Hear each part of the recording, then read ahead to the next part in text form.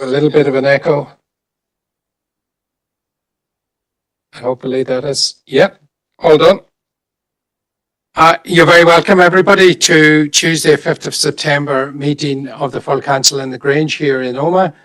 And hopefully everybody has had a relaxing summer and all refreshed and ready to tackle into another semester of work in the council. And we have quite a busy agenda here tonight. So we'll start off, first of all, with any apologies. I have apologies from Councillor Josephine Dean and John. Thank you, Chair. Councillor Henry Donnelly. Thank you. And Mark. Apology from Councillor Victor Warrington. Okay. And Paul. David, sorry. Sorry. Apologies for Councillor Paul Robertson. And no other apologies. Okay. Thank you very much for that. What we're going to do now is confirm and sign the minutes of the meeting held on Tuesday, 25th of July.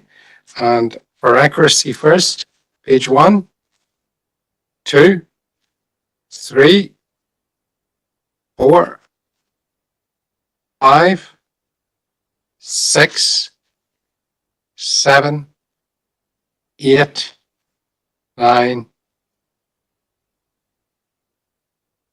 and Nolene, for accuracy, yeah? Yeah, just for on page 8, just for accuracy, it says that I propose that the counting be illuminated on one date before the end of July for recognition of both Pride and Disability Pride.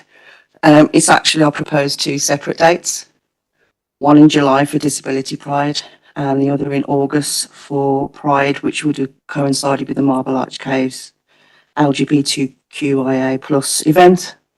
This is just for accuracy because after conversations they were lit up on both dates, so thank you. Okay, thanks, Nolene. We'll I get that amended accordingly there. Okay, page 9, 10, 11, and 12.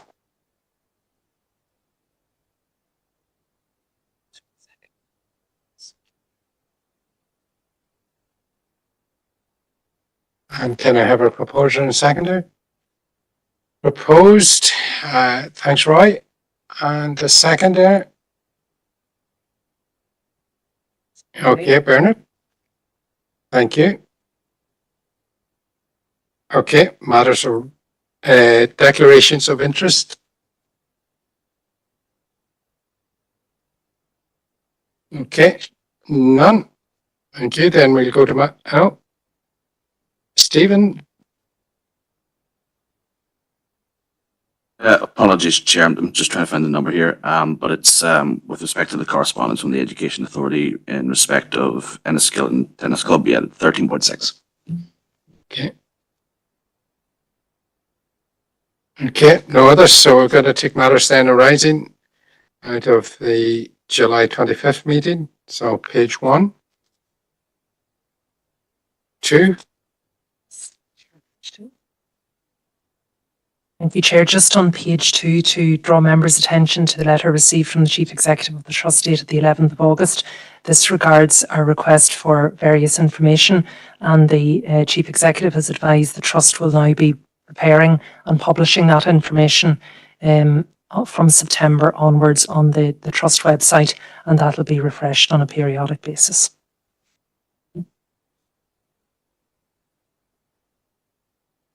Mark? Thanks, Chair. And it's in relation to the same point, and it's really 2 points, really. Firstly, it's to seek clarification.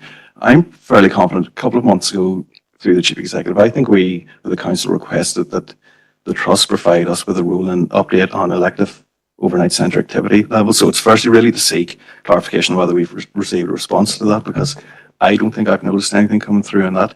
And then secondly, it's more just an observation, but it's related to the same issue. I noticed the Trust were out last week promoting the fact that they'd received an award from the Department of Health for and I think they called it a high performance award. I know the background. I know exactly the background to them awards. They were a slate of measures that were signed off a few days before the collapse of the executive to try to drive surgical improvement. They were not used. They were never intended to be used as a stunt or a PR gimmick. And my concern is that's exactly what happened last week. Because and first of all, I want to pay tribute to the staff who work in the Elective Overnight Centre, because without them, and particularly the booking staff, the booking teams and the theatre nurses, because without either of those groups of people, no surgery of any sort would happen. But it's really, whenever I look at the activity levels that the Trust are talking about already, and I think they had the figure of 164 in 8 months. Whenever I look at the waiting list, we have 120,000 people waiting for either inpatient or day case procedure admission. 164 patients in 8 months, in my opinion, is awful. I mean, that is not utilising the capacity of the Southwest Acute Hospital at all. And I'm sure many of the staff within the system and within the hospital also believe that they could do much more. So it's just really to make that observation that whilst the Trust might think it's sensible to be promoting the fact that they're giving the Trust and the department are effectively giving each other awards, I don't think, as a member in this council and someone who's aware, and as we're all aware, I don't think 164 patients in 8 months is really good enough. Point taken. Diana? Thank you, Chair. Yes, I would support Chair, I would support my colleagues' comments. I am Sorry, aware. Diana, could I ask if IT could boost the sound, because our AC is just competing. Sorry, Diana, on ahead. Okay, thank you, Chair. Is that better? It's a little bit, I think. Thank you. Yes, I would support my colleagues' comments because I'm aware the BBC this week covered the fact that our collective overnight stay centre had managed to deal with only 20 cases per month. And really, as Councillor Robbins says, is that really a good substitute for what we're losing in terms of emergency surgery? And I note that later on we're dealing with SOAS, but I do think that the Trust, there's a certain manoeuvring of information that I wouldn't be happy with. And the third paragraph in the letter from the Chief Executive, I expect that this will place in the public domain data on patients attending Outlook-Elvin. It's the same kind of woolly expectation. We need definite facts. We are elected here as elected representatives on behalf of the residents of Fermanagh in particular, who have to travel those long distances, in some cases over 2.5 hours to Outlook-Elvin. So just want to put that on record and propose to note if it hasn't been proposed, to note the letter. Thank you. Chair, I just respond? Yeah. Sorry, Chair, just in terms of Councillor Robbins's query, we haven't received a response to the rolling update in terms of the overnight centre. We did receive a response for the queries around the day activities, the day care essentially, and the Chief Executive advised that the collation of that information would be onerous, wouldn't be something they could provide, but we haven't received the response to the other letter. We can certainly follow up following this meeting.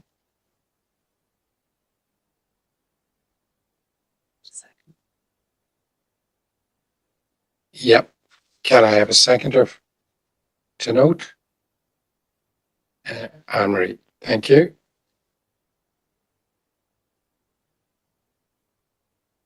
Okay, we're moving on to page 3.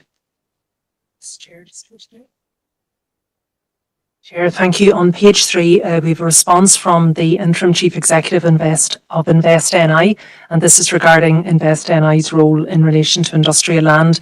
And in summary, the response is saying that in advance of the completion of the action plan and the final review, it would be inappropriate to speculate on what prospective role Invest might have in the future. Okay, Barry? Thank you, Chair, and thanks, Chief Executive, for that. I'll propose in the first instance to note the correspondence. Thank you. And the letter tells us that there's going to be an action plan unveiled later this month, setting out the responses to each of the recommendations from the independent review. So look forward to that. And one of them is all about the strategy for development of land. And, you just wonder if Invest NI or DFE, the Department for Economy, is going to maybe transfer some responsibility to this council and to other councils. So This could be a very important action plan that's to be unveiled later this month. And they have a number of options, they say. So whether or not Invest NI or we will have an increased role ourselves, I would ask the Chief Executive, if we did have an enhanced role in the future, you know, what implications would this have for the local development plan, the LDP? And, you know, there are companies in this area, and OMA, I speak for OMA, obviously, who want to expand, and we're being held back by not being able to attract new large businesses here as well, by the absence of this land. So what implications might this have for the LDP? And does the Chief Executive envisage that the necessary funding will be transferred to councils to purchase land of this nature, identify and purchase land? Thank you, Chair.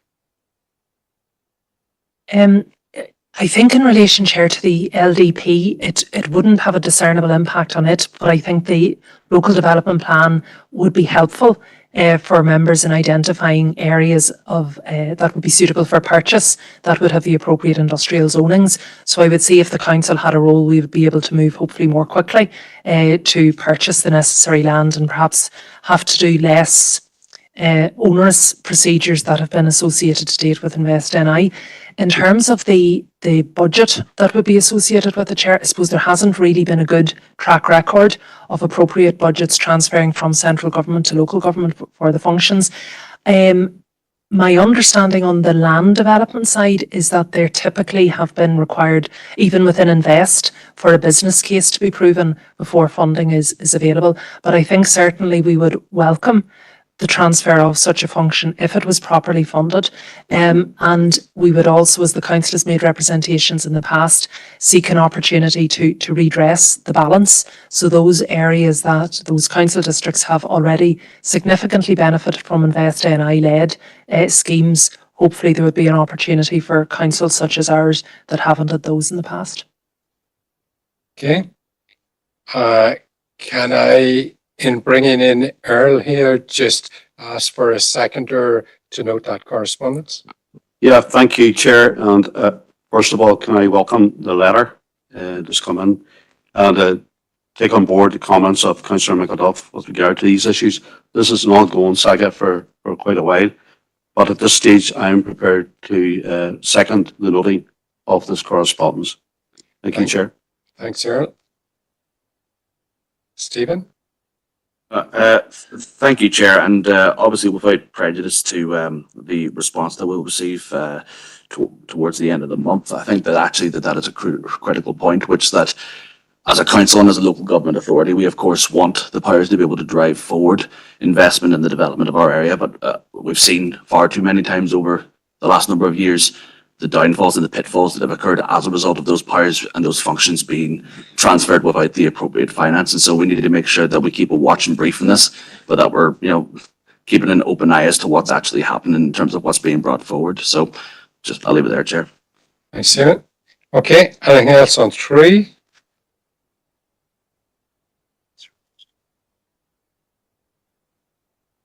Mark? Thank you, Chair, and it's same page but separate issue. It's in relation to the proposal I had made at the meeting in July about the reinstatement or possible reinstatement of fireworks in Halloween fireworks at Enniskillen and Oma. Now, members will recall that we were told that evening that it wasn't practical really on two grounds. Firstly, in procurement, and then secondly, because a license was necessary from the Department of Justice. So the day after that meeting, I think it's the 27th of July, I sent a number of questions into council, asking a number of specific questions on procurement and thresholds and timescales, all very factual. Matter of fact, that would have required short, fairly straightforward question or responses. I have a suspicion, maybe the Chief Executive could correct me, but I don't think I've ever received a response to them. And that was 6 weeks ago. 6 weeks ago, and it's just really to express disappointment on that. And then there's been two things really that have really from that meeting to now that I think would be worthwhile raising. Firstly, in relation to the procurement, we were told, or I was told subsequently, that it would have taken 7 months to run the procurement exercise for the entire exercise for the fireworks. But then whenever I noticed last month, the council had opened a tender for the the Christmas lights and general Christmas decorations in Oma, Enniskillen, I think it was, and it was Killyclar. It opened in mid-August. The tender period closed within a fortnight. I think it was the 1st of September. And I'm sure, I know, and I appreciate that's only one step in a series of procurement steps, but I can't understand, looking at that, how that fits in with the claim that it takes 7 months to deliver a fireworks initiative. And then secondly, and it's related to the point about the Department of Justice, I subsequently contacted the Department of Justice, not that I was doubting the Council's advice, but I contacted the Department of Justice and asked them about a licence, and they said, yes, of course, you need a licence, and that's useful. So I asked, when did we submit the licence, or when did the previous provider of the 2018-2019 fireworks submit their licence? And I got the response of the letter here, if anyone would like to see it. But in 2018, for instance, the application for the licence wasn't submitted until the 25th of September. And that was for both Oma and Enniskillen.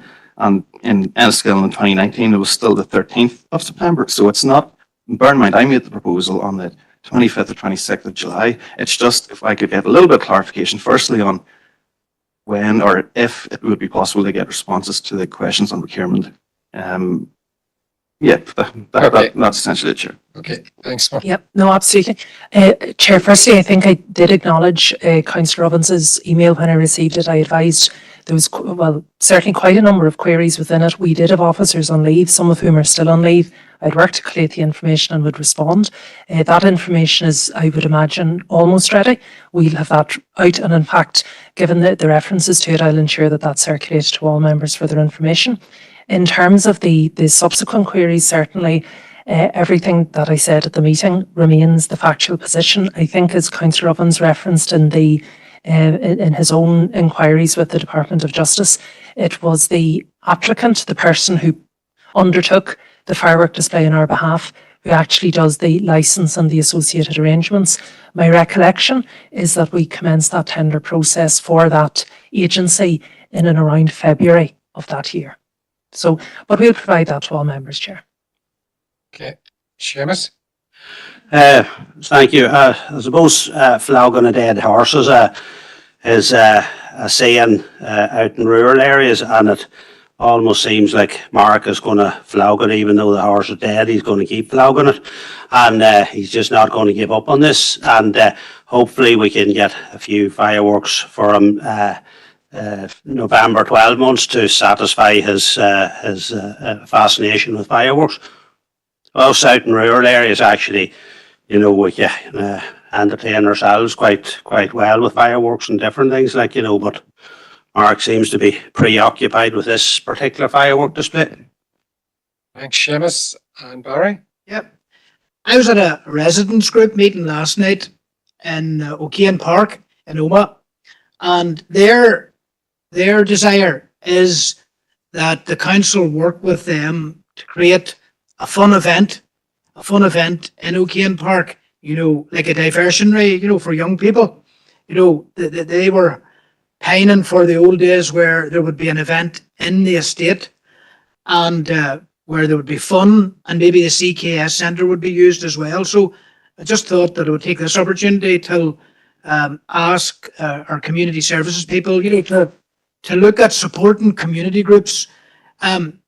Last year, when I was in your seat, Thomas Cowley, Chair, I remember going to Ecclesville Forest in Fintna, and there was a brilliant event there, run by the Community Association in Fintna.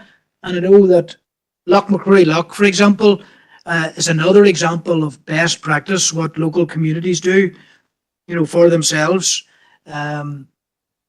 So I want to put a case forward for example, O'Kane Park, that there is support for the local residents group in carrying off an evening, an event of some sort where the young people can enjoy Halloween fun. Thank you, Chair. Thanks, Barry. Marty? Thank you, Chair. I would support what Barry has been saying there, and these things did happen in the past alongside the fireworks display. And I know earlier this year as well, I had spoke about that, and under the understanding that it hadn't been allowed for in this year's estimates process, that I was hoping that we could introduce the fireworks display next year again.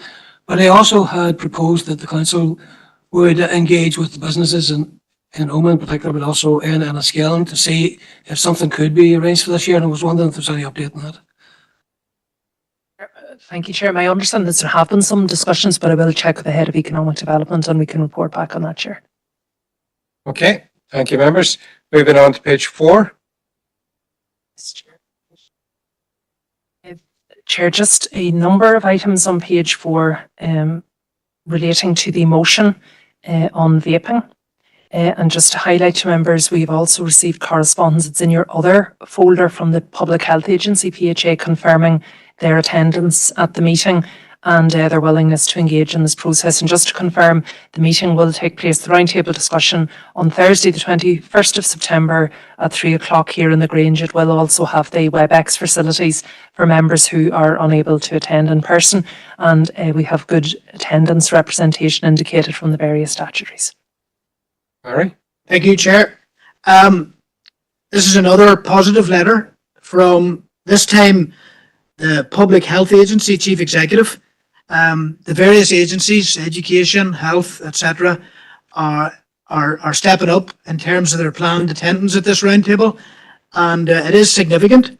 In the recent past, there was a panorama kind of focus on teenage and pre-teenage vaping. And I noticed in Scotland today, there's a lot of announcements being made about the campaign to tackle underage, underage vaping as well. I know in the south that a Green Party TD has taken forward a private member's bill. I know that in Oma, our neighbourhood renewal health coordinator is convening a youth discussion, a youth forum about the issue as well. And I know that in Enniskillen, Cancer Focus are having a public meeting on this topic in the near future. So I think the campaign is stepping up. There's obviously a health debate, and the long-term health impacts of vaping are, in research terms, unknown. That's what all the experts say, But there's a debate about whether it's good or bad to help people wean off smoking. But this introduction till vapes pre-teenagers, and again at the residents group meeting last night, this was said that children under 10 years of age are in the practice now of lifting disposed vapes off the ground and trying to get some puffs from them. So what I would ask for in the context of this evening's meeting is that at a future environmental services meeting, that we devise plans for a clampdown on the disposal of disposable vapes in our streets and on our roads, and look to best practice from other local authorities as to how to go about this. Thank you, Chair. And will you note the letter, Barry? Yep. Okay, thank you. Nolan? Yes, Chair, just to follow up on Barry's point there, obviously he's covered all the extremely important health concerns about vaping. It was just a little bit of information that I found out myself recently, that our recycling centres can actually take the single-use vapes in the small domestic appliance areas of the recycling centres instead of the, possibly thrown on the ground and, as Barry said, other children picking them up. Maybe it could be an idea to advertise that social media that can be disposed of safely at our recycling centres. Are you willing to second the noting? Okay, thanks, Nolan. And Stephen? Well, I was just going to second Barry's proposal, Chair. Okay. But that was the noting, Barry making the proposal, I suppose. So Stephen will take you as seconding Barry's proposal as well there. So that's both the noting and the proposal. Proposing second. Are we all agreed, members? Okay, thank you. Anything else on phone? No. Okay, moving on to page 5. Page 6. Chair, just to advise members, we have a couple of letters here from the Department for Infrastructure. Firstly, relating to the consultation on the proposed removal of the free and discretionary fares. So to confirm, the council did make a response in advance of the deadline, and thank members for their input to that. And then we also did receive a letter from the Permanent Secretary, Dr. Julie Harrison, really setting out the timescale and noting the information, or the consultation wouldn't be extended, but all setting out the various means of engagement that have taken place. Okay. Can I have a proposer and seconder for noting? Councillor Campbell and Diana? Okay. And then also on that page, Chair, just from DFI, and this was regarding the All-Ireland Travel Pass. And basically the response is saying that any decisions on this matter to provide over 60s with free transport would require Irish government approval. Okay. Do we need that? And can I have a proposer and second to note that correspondence? Stephen McCann and Adam Gannon. Thank you. Okay. Anything else on 6? Moving on to 7. 8. 9 is, sorry, Nolene, 8. Yeah, page 8, Chair. It's about the GP elected services being cut.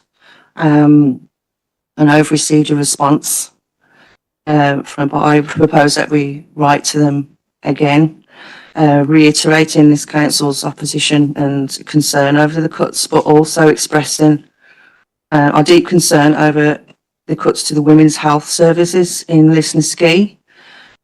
Due to these cuts, as of the 1st of September, services provided at the Specialist Women's Health Clinic in Lisnaskea have been cut by 50%. It's based in the Lisnaskea Health Centre and takes referrals from GPs in the south of the trust area. It did operate 4 days a month. This is now going to be reduced to just 2.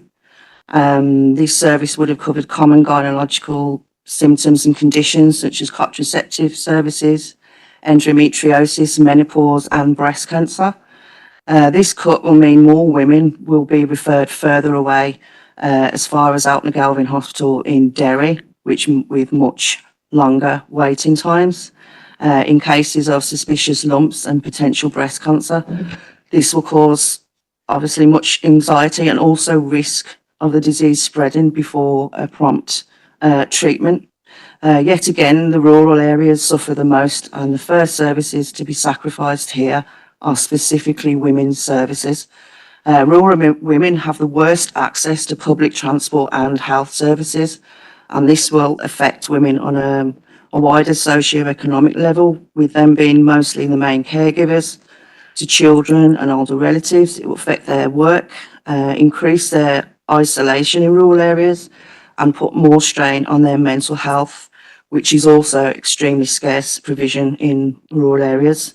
Women have struggled for years for access to basic health services, and this was a step in the right direction, and they've only to see it snatched away again. It will have a massive impact on women locally, and is just another example of cruel Tory funding cuts and the urgent need of an executive to be back up and running. The vulnerable and marginalised are always targeted first, and I think it would be important that they know that at least this council strongly oppose these cuts and are speaking up for them. Thank you, Chair. And are you happy to note the correspondence? Well, not happy is the word, but you will note. Thanks, Nolene. And Seamus? Thanks, Chair. I would like to second that proposal. I would also like to just comment on the amount of people from our electoral area that or council area that has been now forced to go to Derry, even for basic things like ENT appointments, breast screening, are being asked to go the whole way to Derry. maybe I'm wrong, but I thought that ENT was a service that was based in Omagh Hospital. Maybe that has been moved, but I know of people now having to travel to Derry for that, while we have two amazing hospitals in our own council area, and people having to travel up that A5, it's outrageous. And even for breast screening, I think it's something that we need to really keep on top of and press the trust on why this is happening. And maybe, I don't know, at the next meeting, I'm reluctant to look for another letter to be written, but maybe it could be put on the agenda for the next meeting with the health board to query why this is happening and why people in rural areas of Fermanagh are being requested to go to Derry for breast screening and ENT appointments. And are you willing to second the noting? Yeah, I'll second the note. Okay, and we're meeting on Thursday, so that can be raised as an agenda item there for the health subcommittee. Okay, and are we all agreed with the proposal? Yeah, okay, thank you. David? Yeah, thank you, Chair. It's just a late declaration of interest on item 5. Just realised. Thank you. Okay, thank you. Diana? Chair, I know you've moved on. I apologise. I just wanted to raise another matter, if I could, please, with your indulgence, for the Health Committee subcommittee agenda. It's clarity and clarification on the palliative care. I believe the Foyle Hospice, their catchment area covers the northern section of the Western Trust, which includes both counties of Londonderry and Tyrone, and that I understand that some of our palliative team from the SWA are moving to Antrim. So if we could please put that on the agenda and have further clarification. I would regret if this is another very important service gone from our district. Thank you, Chair. Thanks, Diana. Yeah, we're all agreed there, members? Okay, thank you. Moving on to page 9. 10. Chair, just stay there at item 13.6. It's just confirmation from the Education Authority that engagement is ongoing with representatives of Enniskillen Lawn and Tennis Club. Been asked to action that previously. Yeah, thanks, Alison. Gowan? Thank you, Chair. And I welcome the response from the Education Authority, and I hope that the engagement that has took place and is taking place between themselves and the tennis club can reach a positive outcome for all involved. And I'll be speaking to the club and the members to make sure progress is moving along. Thank you, Chair. Are you noting the Yeah, correspondence? happy note, yeah. Thanks, Garvin. And have a seconder to note. John, thank you. Feely? Okay. Anything else on 10? Thank you, Chair. Just in relation to then to item 10.7, we have a response from the Department of Health regarding the Brookborough and Tempo GP surgery contract, and just confirming now that the trust will be the new contractor, and that will be on a temporary basis from the 1st of September until the 31st of March 2024.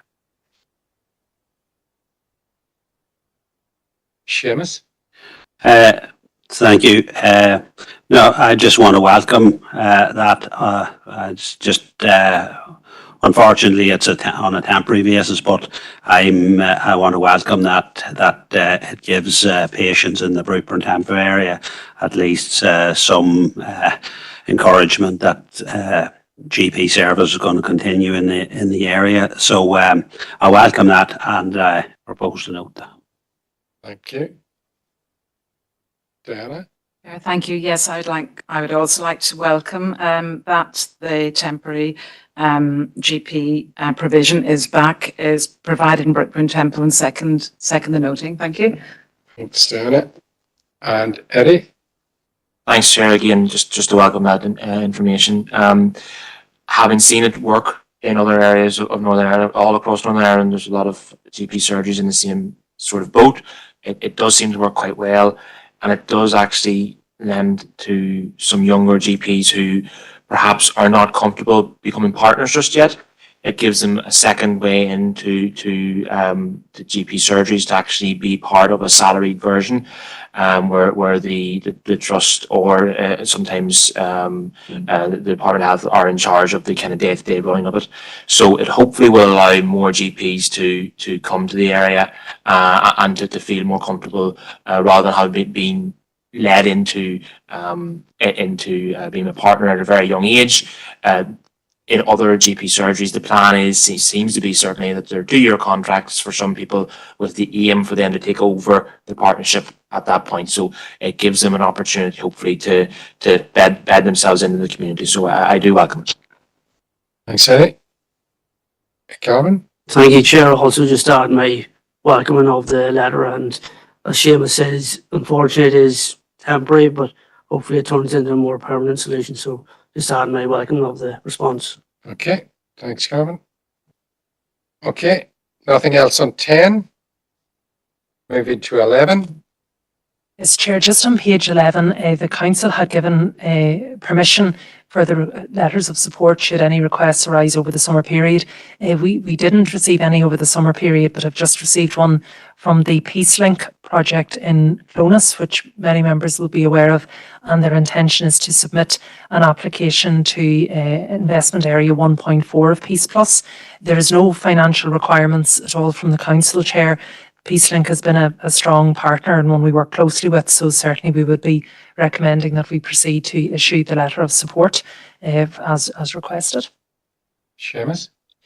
Thank you, and yeah, I know the facility well. It's quite an amazing facility for the people in the Clonus and Air East area, so I would be happy to propose that we write the letter. Okay, thanks, Seamus. Have we a seconder? Calvin? Thank you. All agreed, members? And in the same vein, Chair, thank you. In June of this year, the council had agreed that we would scope out potential projects for a council application to re-imaging communities. So we do have an application ready, which is linked to the lands adjacent to the leisure centre in Omagh and linking back into the town centre. So again, Chair, we just would seek formal approval now to proceed to submit the funding application. This would only obviously be phase 1, and we would report back to members on progress. Can I have a proposal and seconder, please? Stephen, Donnelly and Earl. Thank you. Okay, that concludes the minutes. We're going now to confirm the minutes of the planning committee held on the 19th of July. And that's item 5. Okay. I'm going to take them for accuracy. Page 1, page 2, page 3, 4, 5, 6, 7, 8, 9, 10, 11, 12, 13, 14.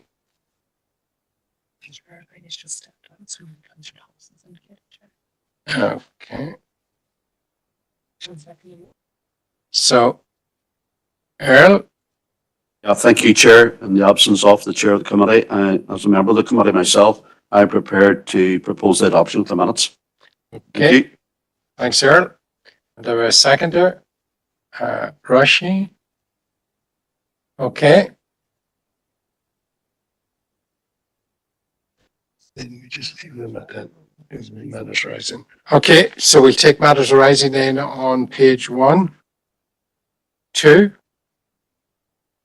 3, 4, 5, 6, 7, 8, 9, 10, 11, 12, and 13.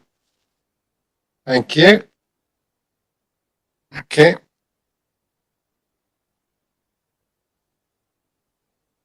We're going to Yes, we're going to go to consider delegation of council powers to the following committees in September. Environmental Services Committee to consider a report on draft response to the All Ireland Strategic Rail Review. To consider a report on draft response to Utility Regulator Electricity Connection Policy Framework Review, and to consider draft response to DAERA's call for evidence on the future operational protocol. So we have a number of speakers. Stephen? Yeah, Chair, I'm happy to propose the recommendations, sir. Okay, thank you. And Seamus? Yeah, I second that. Okay. And David? Thank you, Chair, for letting me in, and if you could give me a bit of latitude here. I just see coming up there, electricity connection. Okay, Um, David, just before you do that, are we all agreed on the delegation there? Yep, okay, David? Thank you, Chair. This is something that came up at the last local development plan workshop, and I said I would raise it here today, and it's in relation to the power grid and the hopeful improvements that's coming forward down the line. As the council moves toward a more renewable energy setup and the targets that it might have to meet by net zero or net 2030, and indeed business and council will have to meet some targets. There is a problem that within the grid that at the moment it can only cope with power going from west to east and not east to west, which may hamper any future proposed renewable energy developments in our council area. So I propose that we meet again with SONI and the relevant bodies, whether it's Power NI or NAE, whoever that is, and speak to them and make sure that Fermanagh Nova is being considered in the improvements of the network. Sure. Okay, thanks, David. Yep, very, very good point. We heard at the meeting that we had with the e-car people that there wasn't even the capacity to move up some of the on-street charging points to a higher charging capacity because of connection availability. So it's certainly worth raising. Seamus? Yeah, just on that, I think that was raised a few years ago, and I remember seeing a map of the upgrades that has been proposed. It came through the council, and Fermanagh was the upgrade went out over the top of Fermanagh. It completely missed Fermanagh. Again, a bit like the rail strategy and everything, the motorways and everything. Fermanagh is the invisible county once again, and unless that map has been upgraded, this was a few years ago, maybe 4 or 5 years ago, that this was their proposal. And I suspect it hasn't changed. So Fermanagh ain't getting any upgrade going by the on map that they showed us that. So you're seconding, Seamus? Yeah. Okay, all agreed, members? Okay, thank you. Now we're going to consider delegation of council powers to the Policy and Resources Committee to consider a report on draft response to the provision of free period products, to consider a report on draft response to the consultation on charges to the discretionary support scheme, and to consider a report on draft response to the consultation on a strategic framework to end violence against women and girls and a foundational action plan, and to consider a report on the annual statement of accounts for 22-23. Stephen? Thank you, Chair. Yeah, as Chair P&R, I'm happy to delegate them, propose that delegation of them issues to the committee. Okay, and have a seconder? Councillor Coyle? Okay, where's that then? Chair, sorry, if I may, members will see on decision time, there is also one request for the Regeneration and Community Committee meeting, and that's to consider the report on the Fermanagh Noma District Council Annual Performance Report, the 1st of April 22 to 31st of March 23. The statutory date for publication is the 30th of September, hence the request for just that one item, please, Chair. Okay, have I proposed and seconder for that? Stephen Donnelly and Alan Rainey. All agreed, members? Okay, thank you. That takes us on to correspondence. And our first correspondence is at 1. Yes, Chair, I'm bringing this really for members' information. It would be contrary to the Council's charity policy, but in the past we've provided this information in case parties or individuals would wish to support the Royal Northern Ireland Festival of Remembrance in a personal capacity. So just for noting, please, Chair. Earl? Thank you, Chair, and thanks, Chief Executive, for the clarification. I'm happy enough to propose the noting of this letter. Obviously, a lot of us will be supporting it, but I'm happy enough to propose a noting. Thank you. Okay, thanks, Earl. And have I a seconder? John McLaren. Thank you, John. Okay, moving on to 8.2. Chair, this is a response from Sir Geoffrey Donaldson, and this relates to the Council's previously adopted motion on education funding cuts. So Sir Geoffrey is setting out the DUP's position in relation to the motion and also the wider commentary regarding the funding process for Northern Ireland. Okay, and Patrick? Yep, thank you, Chair. I'll first of all note the correspondence and just want to say it's deeply disappointing and frustrating that the DUP leaders once again say that the crisis that's facing our public services is not because of the current political situation, when we have heard repeatedly from senior officials that not having an executive who will make decisions is contributing to the deteriorating situation that we find ourselves in. One example is the health service. The funds that are available could be used more effectively by having a multi-year budget, enabling medium and long-term planning. However, without an executive, that's not possible. Indeed, the condition of our public services also cannot be separated from the financial levers of power further north being exercised by the Treasury in London.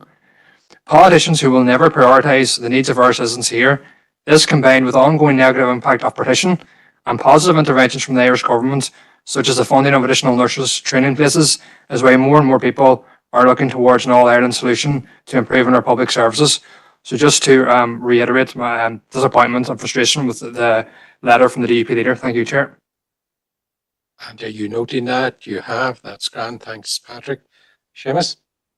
Yeah, it's just, I think this, a part of this letter is, well, I disagree with nearly it all, but there's one part of it completely wrong as far as I can read it. The bit where it says it's critical for the economy, including the many businesses in Fermanagh and Omagh, that access to our biggest market, which is the United Kingdom, is adequately protected. As far as I know, the businesses in the north has full unfettered access to the UK.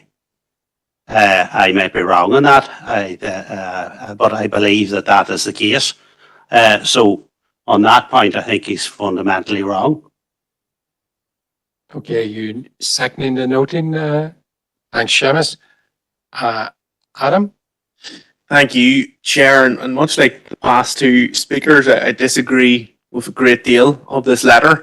I think the DUP leader is living in a wee bit of a fantasy of his own head there, saying that there's no impact from the position, because it's very, very clear that there's an impact, as was laid out by other councillors. You know, they have abandoned us to what has been seen again and again to be a cruel and heartless Tory government who really don't care about the North one bit. If they could cut us off and throw us away out into the middle of the Atlantic and get rid of us, they probably would. And, you know, there's further negative impacts on decision making.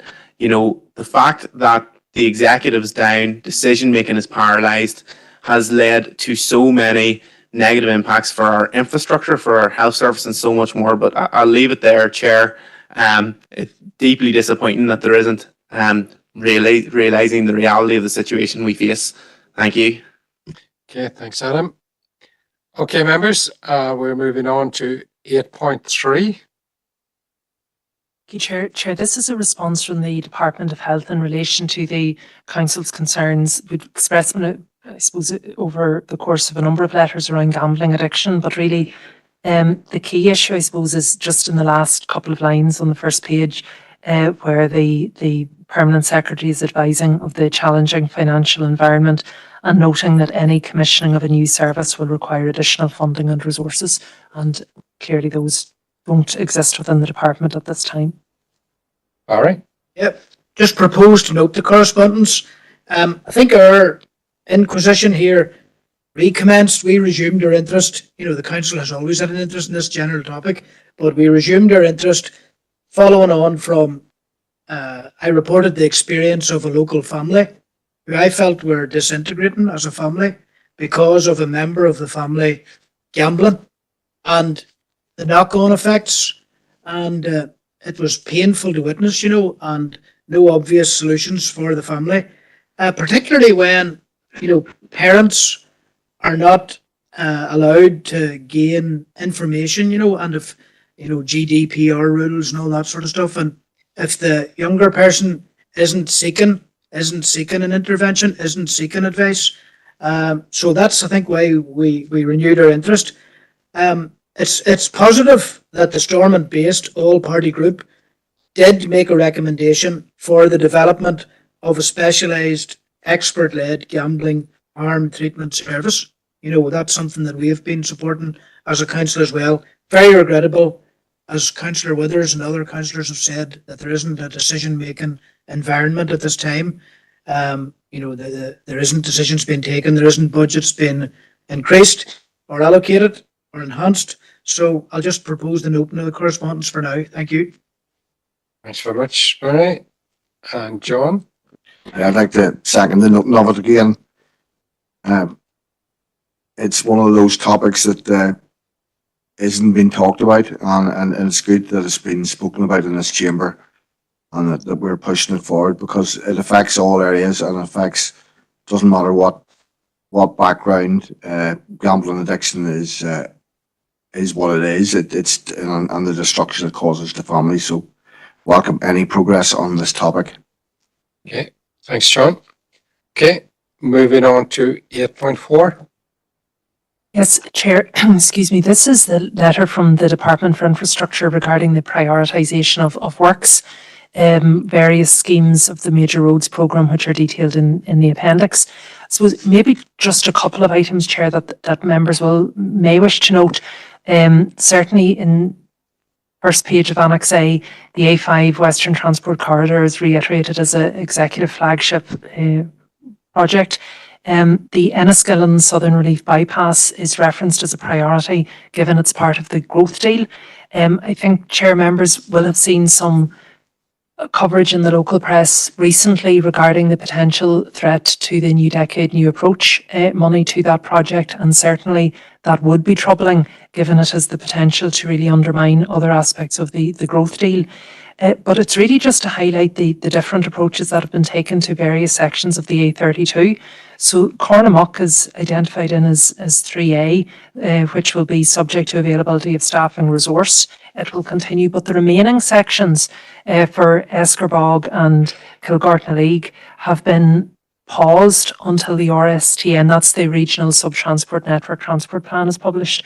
I think Chair members may wish to make some representations regarding that, because, as you know, this was a piece of key infrastructure when the Southwest Acute Hospital was being built.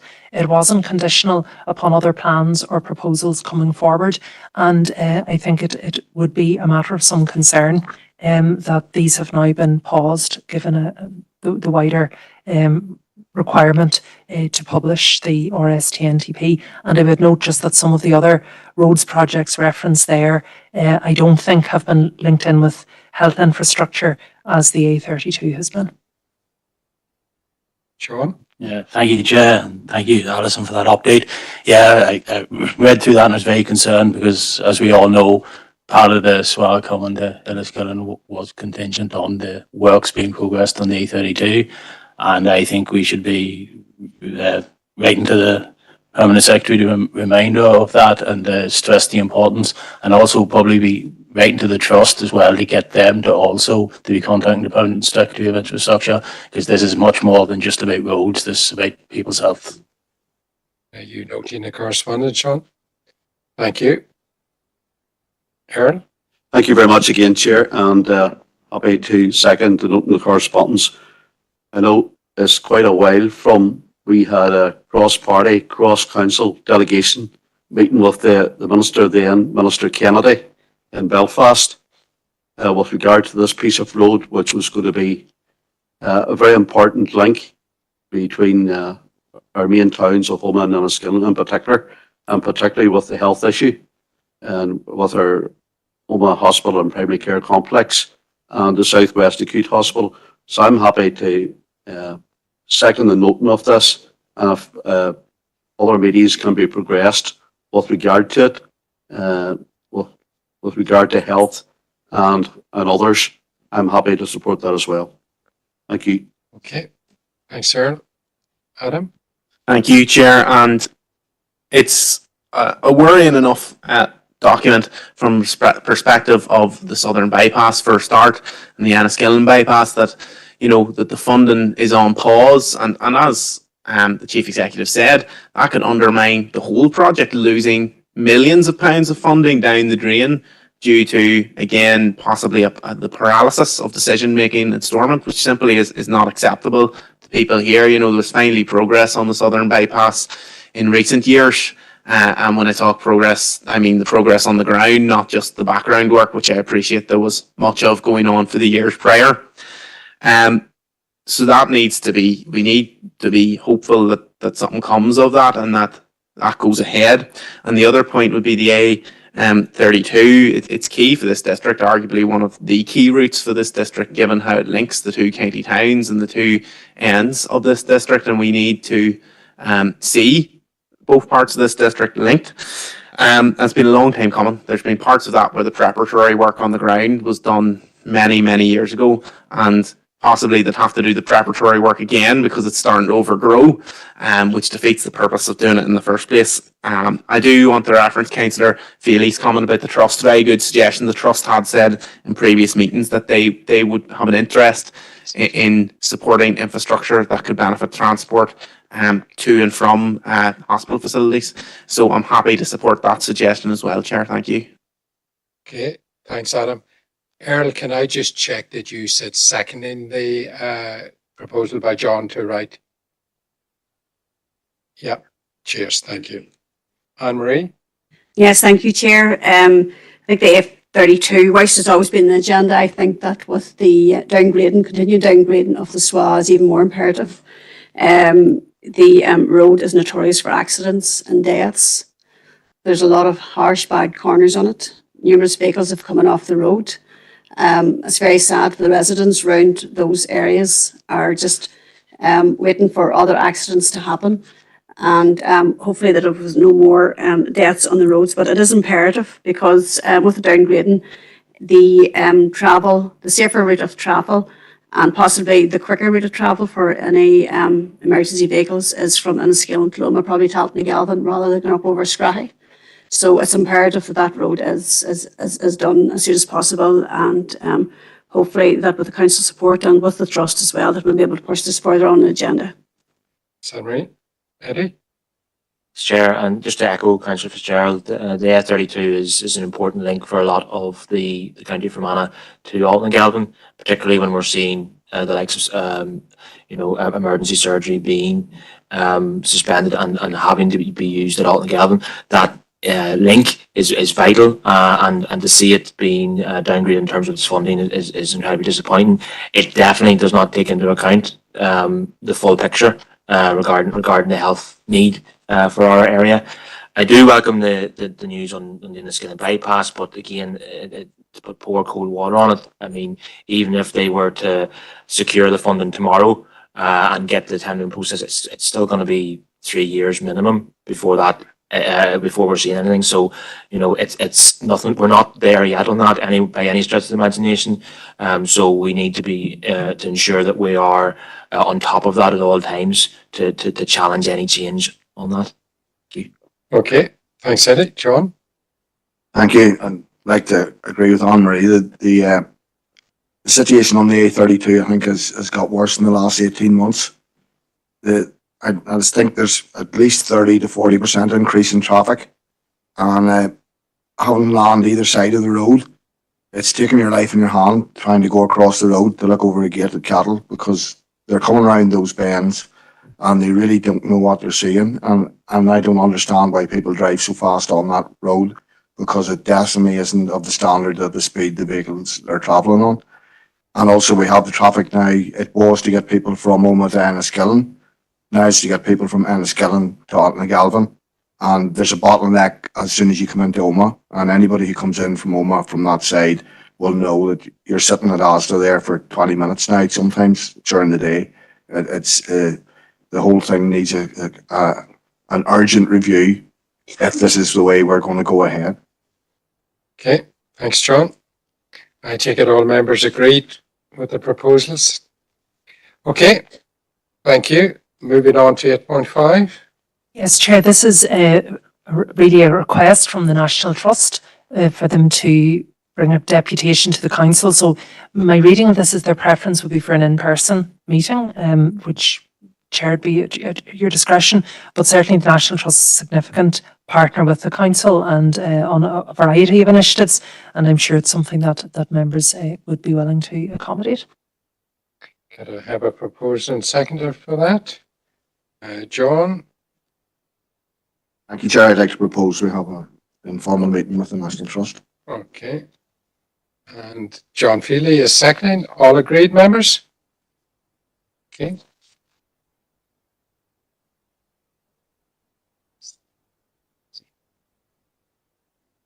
Yeah. Okay, I just one that has come in from Women's Aid. I've been doing a little bit of work with them, and they were asking that I would bring it up tonight that they're looking to come in for an informal meeting with us as well, and just a little bit about what work they are doing and the pressures and all of the rest of it. So if members were agreeable, could I have a proposal and seconded that we would have? Rushing proposed, Eddie seconded. Are we all agreed? Thank you, members, for indulging me on that one. Okay, we're moving to 8.6. Yes, Chair, this is just notice of motion adopted by Newry, Mourne and Downs, so just recommending it be noted, please. Okay, Patrick? Thank you, Chair. I think it's an important area, and that the reduction of the voting age of 16 is something that requires urgent progress. 16-year-olds are able to work and pay taxes, so I think they should certainly be able to participate in the democratic process and have their say in who represents them. I know during the last election campaign there just recently, I met many young people on the canvas who were energised and engaged on political issues, and that's from the climate emergency that we're all facing, the condition of our public services, and even the conversation on what a new Ireland would look like. So, I know that there was correspondence on this previously in March, I think it was, and it was noted then, but I'm just not sure if a letter was sent to the British Secretary of State at that stage, outlining requests in the legislation. So if that wasn't done, I propose that, Chair, as well. Thank you. Okay, and you're noting the correspondence, QA regulation of that? Chair, no, I don't. I'll check back, but certainly if it was only noted, we wouldn't have undertaken any further action. But if that's the proposal, Chair, that in noting this correspondence, we would also undertake similar action really as that set out in the motion, but specifically the Secretary of State, just to confirm if that's the request. Yeah, you can check back. Okay, and Catherine? Thank you, Chair. I would like to second the correspondence and to say it's 10 for votes at 16. Wales have already followed the example set by Scotland in lowering the voting age to 16, and now Ireland North and South must do the same. It's a key way to empower young people, to help them shape a more positive future, and that's to lower the voting age to 16. And as Patrick said, 16-year-olds can work, they can pay tax, but at the minute they don't have any say in where that tax can go. Only by widening this political franchise can we guarantee that the rights of our young people stay firmly on the political agenda. While some might argue that young people just aren't interested in politics, the case has already been made to lower the vote with the 2014 independence referendum in Scotland, where 75% of 16 and 17-year-olds voted. 16 and 17-year-olds will also live with the disastrous consequences of Brexit. Yet, if they had been allowed to vote, all polls suggest they could have changed the outcome. Today's young people are the leaders of the future, and it's vital that all political parties engage directly with them to hear their opinions. Thank you, Chair. And are you seconding Patrick's? Yeah. On the basis that we check back. Okay, thanks, Catherine and Dermot. Thank you, Chair. Let me in. I just want to agree with what Catherine and Patrick have said, fully supportive of the sentiments raised in the letter that the voting rate should be reduced to 16. I think it's high time that we recognised the very valuable contribution that 16 and 17-year-olds can have to public debate. I'm thinking in particular of people like Greta Thunberg, the climate activist who led the climate protest for schools. As has been said, 16 and 17-year-olds have the right to get a job and to pay taxes, but have no input or say in the democratic process. It's obviously been introduced in Scotland and Wales and different places, and it's shown there that there was a great enthusiasm for democratic participation. There was over 100,000 16 and 17-year-olds voted in the Scottish independence referendum, for example. It's long been Sinn Féin policy to reduce the voting age to 16. There has been attempts in the Dáil and different places to introduce legislation. Unfortunately, hasn't been supported so far by the governments in the south. So that's really it. Just the council should fully support the sentiment behind the letter and do anything that it can to lobby for the reduction in voting age to 16. Thank you, Chair. Okay, thanks, Dermot. And Stephen? Thank you, Chair, and I just want to voice my support for the proposal that has been laid out and indeed to put on record Alliance's support for the reduction of the voting age to 16, because I think certainly what I've seen over the course of the last mandate is actually the extent to which young people who play a crucial role already in holding decision makers to account, whether it be through the various kind of mechanisms we have, such as Democracy Week, or in terms of the passion that's brought to the fore on issues such as tackling climate change and tackling poverty. And in that respect, 16 and 17-year-olds aren't external spectators to the political process. They are very much people who are affected by the decisions that are made in forums such as these. And so the continued process of excluding them from having a say in those in that decision-making process is unacceptable, and I think that we need to push for the allowance of them to be able to take part in voting in the future. Thank you, Chair. Thanks, Stephen. Okay, members, we all agreed. So moving on to 8.7. Thank you, Chair. Chair, this is correspondence from Save Our Acute Services requesting an opportunity to present really updated information to the council. And I have spoken with the Secretary, Chair, just to clarify, I suppose, some of the elements. My understanding is there's really quite a significant amount of work that SOAS have been undertaking and have collated, which is why there's the reference to the provision of such information in advance if the council was minded to facilitate such a council meeting. Members will recall in the previous mandate this was facilitated, and again, members may wish to consider just one point of clarity, Chair, in the last line. Obviously, all of our council committee and subcommittee meetings are streamed live. In terms of practicalities, it would be November, given the schedule at the moment for a special council meeting. We would be able to accommodate health subcommittees earlier, but I know the group's preference is for a council meeting. The second element, Chair, is I'm in receipt today of some further correspondence from SOAS, which relates to an FOI, some information that they've obtained under FOI. I just need to seek some further clarity from them as to whether it's the complete information that has been forwarded to us, and when I have that information, I will forward on to members.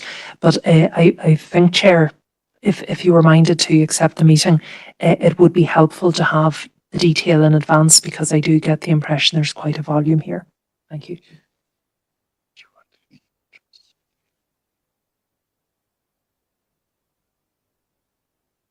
Okay, and our first speaker is Roy. Yeah, hold on. Chair, quite happy to note the correspondence and we propose that the council would facilitate a special meeting with regards to SOAS. Okay. Seamus? Thank you, Chair.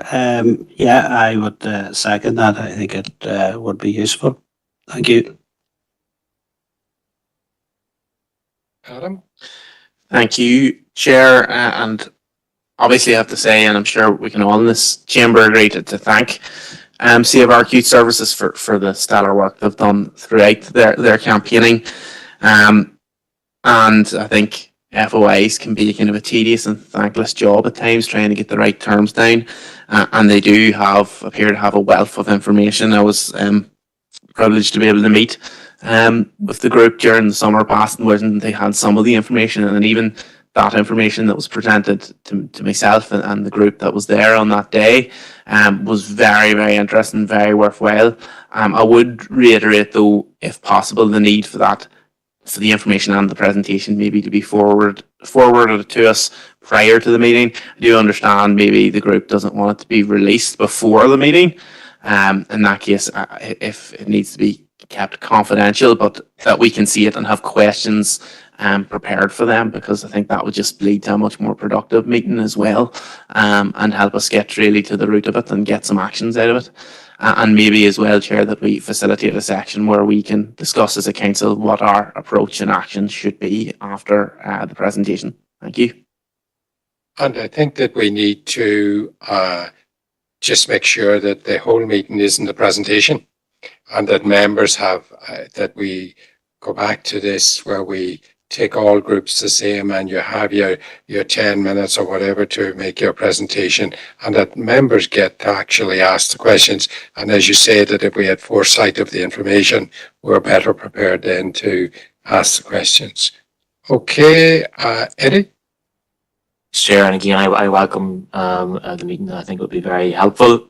We have to take this from an evidence-based point of view, and the more evidence we can get, the better. Thanks. Yeah, thanks, Eddie. I'm just going to listen to. No, Chair, thank you. We'll liaise with the group accordingly and try and get that. I know they're very keen to the information to you in time. Chair, I am mindful at the last meeting that we had, there was some discussion really around points of clarification. And I don't know whether the offer would be accepted, but would members consider it helpful to invite the trust to the meeting as well?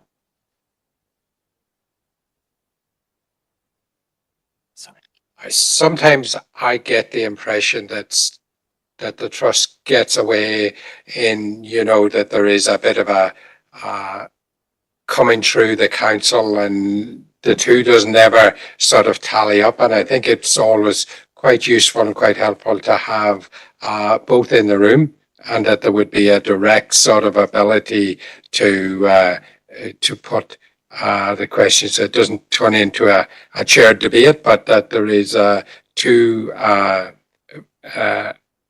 abilities to put the questions, or at least have the information verified, and the other to be able to answer some of the questions. So see how members feel on that. Adam? Thank you, Chair, and thanks for letting me back in. Just on the back of that suggestion, I don't know about bringing the trust in. Obviously, I'll listen to what everyone thinks in the room and go with what the room feels. I just think, though, that the last time where we had the two in the room, it was very adversarial, and it was possibly very difficult for a chairing point of view. We had their presentation. I don't think we've had the two in together. No, well, we had the trust responding to things that they've said, and I just feel like it could turn into a very adversarial meeting and event, whereas maybe it'd be better for us to decide on the back of the information that is produced in a section of the meeting where we discuss ourselves, our actions, whether we want to maybe meet with the trust or write to the trust or delegate to the Health and Social Care Subcommittee. I don't know what the room feels like, but I'll leave it at that and see what others think, Chair. Okay. And Adam, will you second the noting of the correspondent? Has it? Councillor Green. That's already done, has he? Well done, Seamus. I didn't notice that at all. Debbie. Well, I was going to propose that we do, or I was going to second. I think it's a good idea to have the trust there, because I don't think it will be a repeat. I think the meeting that Adam's thinking of is when they were online and it did get a little bit messy. But I think if they sent a couple of representatives and we were all there in person, maybe it would be a more beneficial kind of meeting. And I think they should be invited, especially if we're getting the information beforehand. Okay. And Diana. Chair, thank you. I'd like to make an alternative proposal that, for the benefit of new councillors, that they do meet SOAS solely. And as a result of that, and the facts displayed and presented, that then there's a meeting with the Trust and SOAS in the chamber. Okay, so you want to meet the SOAS first, and then thereafter that we may go for the combined meeting. Yeah, so I'm not seeing anybody objecting to that as a way forward. Anne-Marie? Yes, just as these meetings are very difficult because you always get one person's side of the story, and then when you think that you've got their side of the story is straight, and then you go back to the other people at a different meeting, and then what you're told then as response back again is still totally different. So I feel the best way forward, I think for everybody, there's no hiding behind scenes for the trust.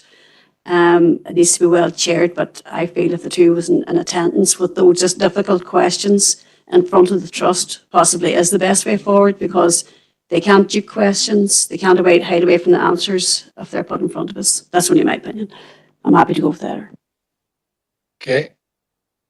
Have we any other speakers? Because we have a couple of ideas here, all within their own merits, you know, so it's just about if we can get a little bit of a consensus, whichever way we want to go. Eddie? Thanks, Chair. I can see Councillor Gallon's point of view on that. One thing I would say is that because this information is coming from Freedom of Information requests, the trust are all too aware of what the detail will be. So they would be in a position to be rather well prepared for questioning on that detail. So I think it may actually be quite beneficial, as Councillor Armstrong has said, to perhaps have a meeting with SOAS, but then maybe give the Western Trust the ability to respond, but allowing that information to come from SOAS initially. I just think that they'll have enough time. They know what the questions are going to be based around because they have supplied that information to SOAS. Okay, thanks, Eddie. Tommy? I'm going, Margaret Carley. Well, the basic question that I have is, what actually are we trying to achieve by this meeting? Is it the council to be informed from SOAS's point of view, or is it to allow us as public representatives scrutinise the trust and possibly scrutinise the FOI information as well, because we're totally unaware of it at the minute.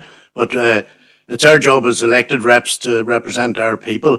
And if the best result we could get, I believe, would be that frank discussion directly between the SOAS group and the trust.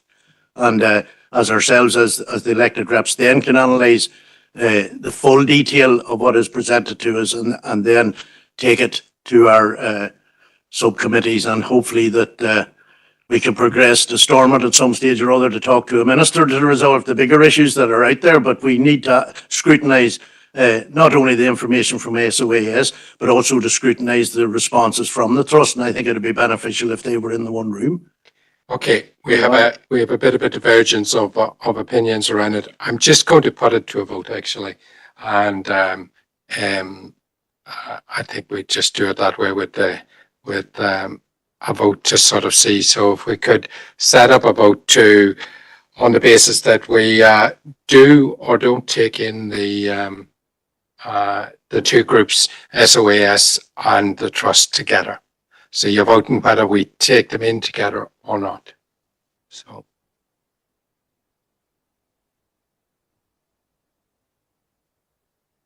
So or do we not have a second? I thought we had Debbie proposed that we did. Yeah. Okay. Tommy, did you? You didn't second. Okay.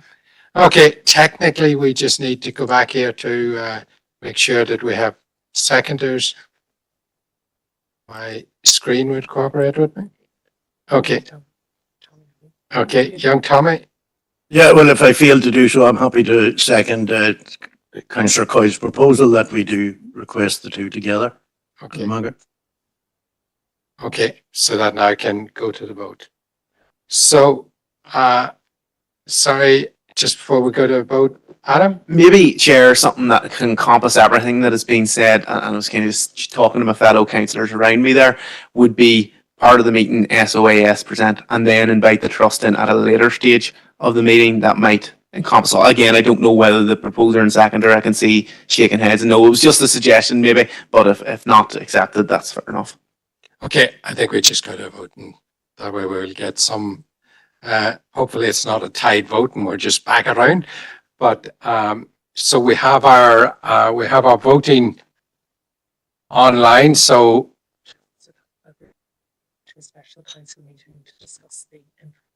yeah, and we have a plus negative, plus is for, negative is against, and abstaining is yes. Okay, so just. Oh, is it? Yeah, yeah. So can I just make sure that we're all clear that we're inviting both SOAS and the trust in together to hear both, to a special council meeting to hear both sides, and to do that, we're going to vote, which hold on. Just give me a chance. So at the vote then, you have your plus and your is for the vote. Your negative in the little panel in front of you is against, and the X is that you're abstaining. Okay, and young Seamus? Yeah, just a point of clarity. If the trust doesn't want to come in, then do we take that this vote is still to ask the SOAS? Yeah. Yeah.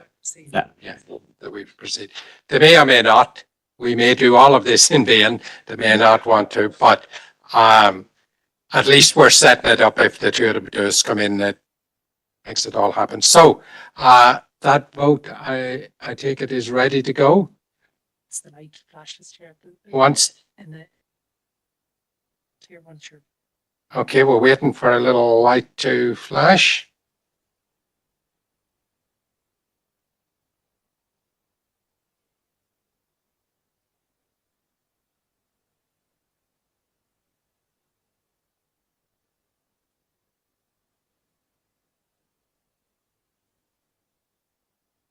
My screen's just like you were truly bring the vote from again, it was up earlier there, and now it was going again.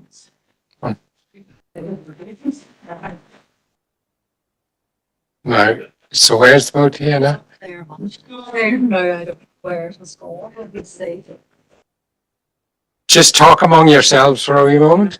See that, that's it. Why is your squeeze? Results is coming up, but not the actual vote. When I just press here now, that us. Who do we say, is that us now? I think that's us. Yes, okay, we seem to be ready for the vote now, so. So you need to sign in first, the pressure flashing light, and then actually now you'll be. Okay, so you need to press the flashing light first and then vote.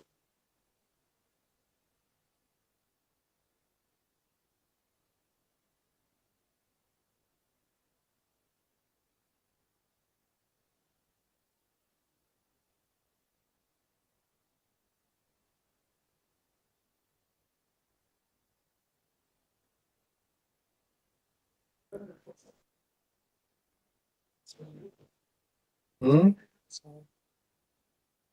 Oh, no, I think both has merit. No matter which way you do it, it's just.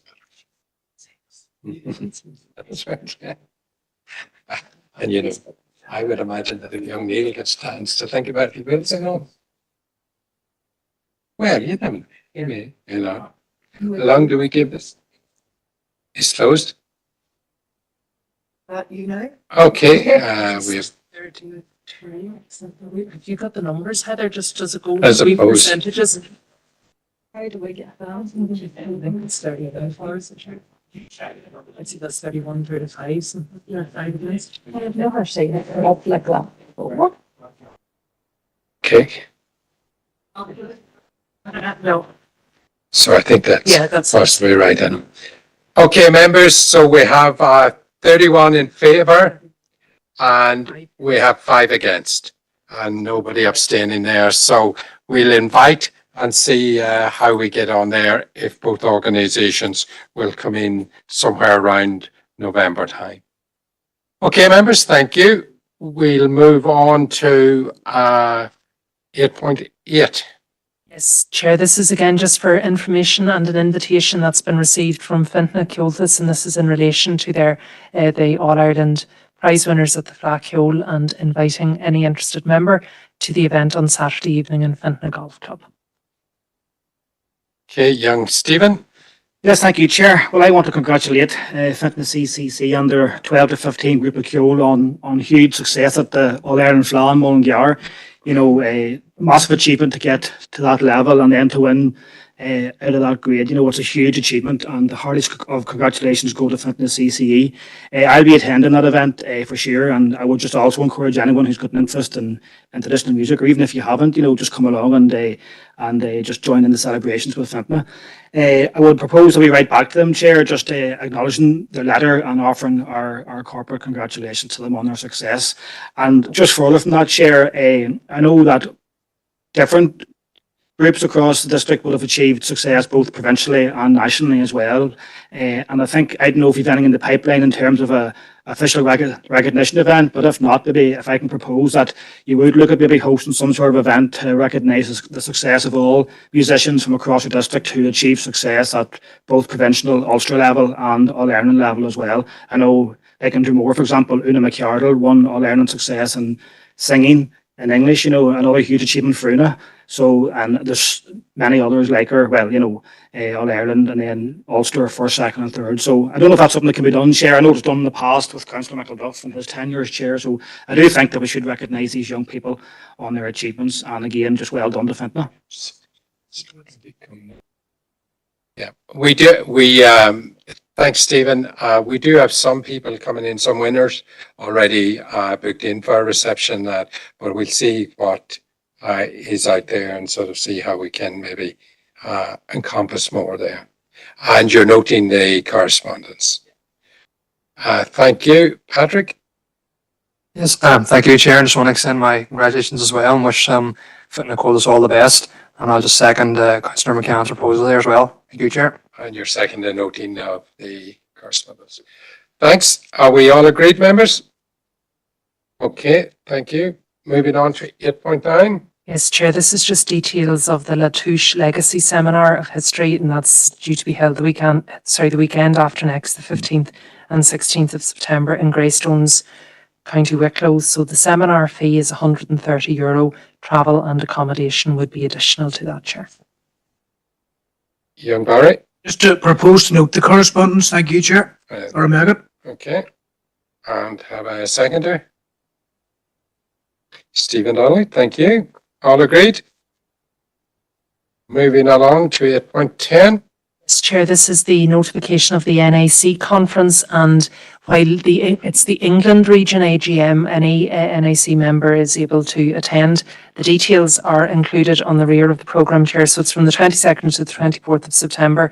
The costs are £350 plus VAT. Travel and accommodation would be extra.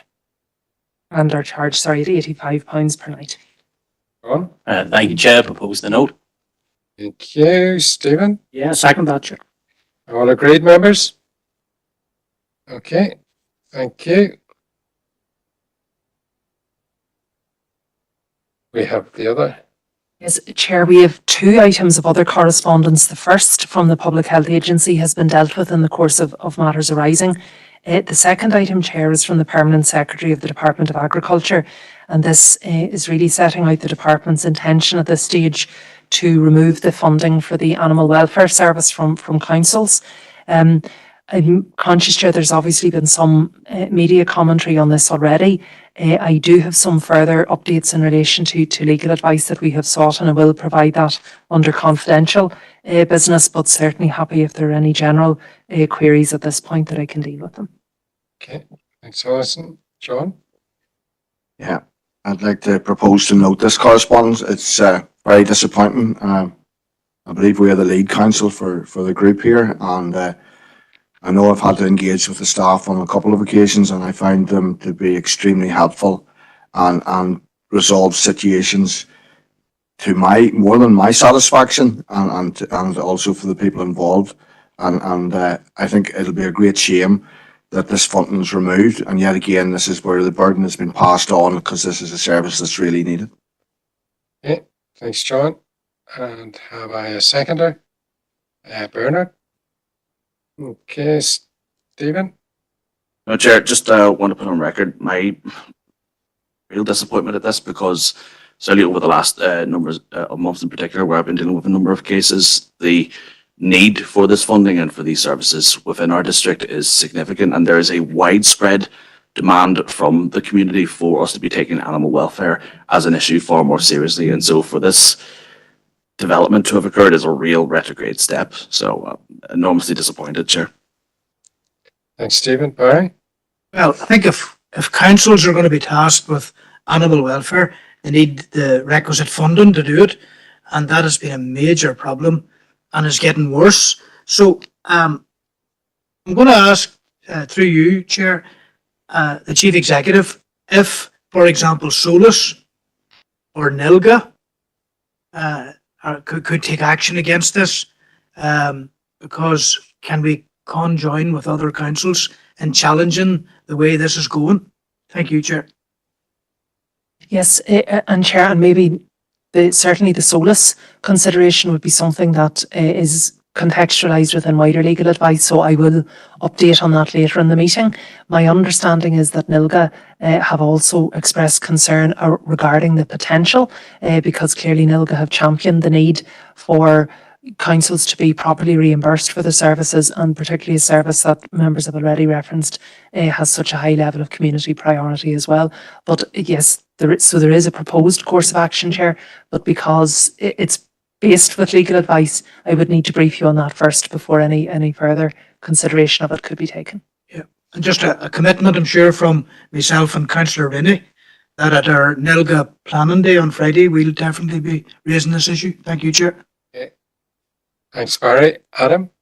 Thank you, Chair, and I appreciate we'll be discussing some of the details of this and legal opinion in confidential, and quite rightly so. But just to put on public record that this is an incredibly worrying letter, that has massive ramifications for animal welfare across the north and for every council's budget across the north, and that's something that can't be understated, especially the struggles that councils had last year and in the past year with budgets, and that was across the board. It's more pressure potentially, and that we as a council and every council in the north should be taking the strongest possible approach to this, because there is a concern if something like this comes to fruition, what's the next thing that a Stormont department may turn around and say, well, we're not giving you the funding for that anymore, and you're not getting the requisite funding, and putting more pressure on, in particular when those departments are looking at ways of managing their own budgets. But I look forward to the discussion later, Chair. Thank you. Okay. Thank you, members. So we'll take that up a little bit later. So we're going to move now to our first motion, and that is the Island Strategic Rail Review, and that's proposed by Bernard and seconded by Adam. So Bernard. The All-Island Strategic Rail Review was initially launched in April 2021 by the then Infrastructure Minister Nicola Mall and the Minister for Transport Eamon Ryan. It set out to inform the policy and future strategy for the railways in Ireland and had a very ambitious scope. It really is a once-in-a-generation government strategy that if proper investment and capital is provided, and should it come to fruition, it would generate transit on this island. If a full and proper rail network was established, it would provide huge economic and environmental benefits. But given the plans released, we can say a full and proper network is not what is being proposed. On the 25th of July, during the summer, the report was published for consultation. As a Tyrone councillor, I must welcome the inclusion of Omagh in the review. Rail in Omagh and the rest of Tyrone would provide much improved public transport for people within this district and beyond, bringing great benefit to the town and surrounding areas. The strategy itself is very ambitious, and whilst Omagh is included, there is a glaring omission in the plans.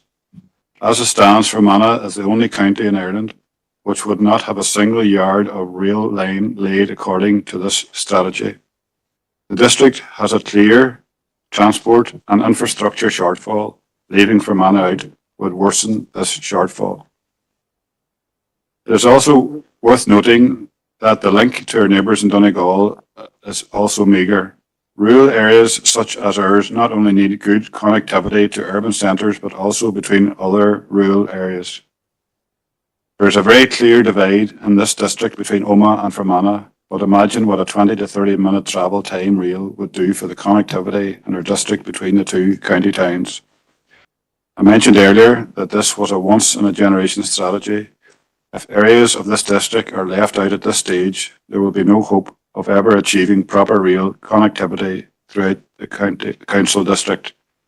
Therefore, we strongly believe that the strategy in its current form should be pulled and redrafted to include a link between Omagh and Enniskillen, with full consideration for extending a route to locations such as Sligo and Clones. The reason for requesting the strategy is withdrawn is, as we all know, quite often the public consultation stage of a strategy such as this is a tick box exercise, and no change will come due to our response. Hence the need to get Enniskillen included prior to a public consultation. It needs to be said that the review is very ambitious and will require a large amount of funding and political will to make it happen. And just because something is stated in this review doesn't guarantee it will ever happen. But should this review be accepted, it will shape any and all government projects around rail. The district needs to be fully represented in the review so we can be part of the conversation at the very least. Our party group have written to both government departments to request the detailed figures behind the decision to not link Omagh and Enniskillen, and these have not been provided. It is vitally important that all data and modelling for every line with a stop-by-stop breakdown is provided. How can we make a full and proper consultation response without all the data to examine? The fact that we have requested this data and the Minister for Transport Office has refused to provide the data is cause for some concern and could suggest an attempt to prevent real analysis. If you're going to do a job, do it right. This review in its current form doesn't do the job properly if it leaves out such a significant portion of the district. I propose this motion and hope it can be supported by everybody across the chamber. Thank you, Chair. Okay, thanks, Bernard. And second it then, Adam.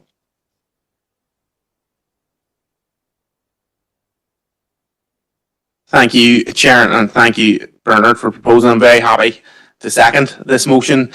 When I first saw the map, when I first looked at it, immediately your eyes are drawn to your own area, and you could see this big massive gap between Omagh, Sligo, Clones, that obviously that Fermanagh is within. And initially, your initial look when you look at your own areas, thought, okay, well, no surprise, we're forgotten about again.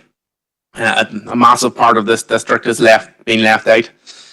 But you know, when we looked at the review in its entirety and saw that every other county was included, it begs the question, is it some kind of weird joke at the expense of Fermanagh not to include us in yet another infrastructure project? Bernard stated with consultation sometimes being more of a tick box exercise, as we've seen, which isn't the correct way to consult, but quite often is how it's done. You know, in the initial work for this, I believe Fermanagh and Omagh District Council area provided potentially the most responses of any council area on the island. If not, it was in the highest category band for responses. And again, as Bernard stated, we contacted DFI and the Minister for Transport. And in particular, Eamon Ryan's office responded saying, "Oh, don't worry, there'll be a bus, it'll be fine." Bus takes about 50 minutes as it currently stands, whereas a rail link would take about 20 to 25, maybe 30 minutes, depending on stops and exact route. I think there's a massive misunderstanding of basic mathematics and numbers from the Minister's office on that, Mark. And again, just to echo some of the comments that were made there, I know this strategy may never be physically completed. We all know that. We all hear grand strategies and plans. But, and it will be a long wait if it ever does come. But without even inclusion in the strategy, we're not even in the queue, so to speak, of to be making the case for our area. And we're just not part of the discussion then. And this council and everyone in this council, I must say, we do come together very well on infrastructure issues when it comes to that. And I think it would be appropriate, even if we think, you know what, this is a long shot, that we continue our advocacy for this area, because this area, Fermanagh, Omagh, deserves the best in terms of infrastructure. It deserves equal access.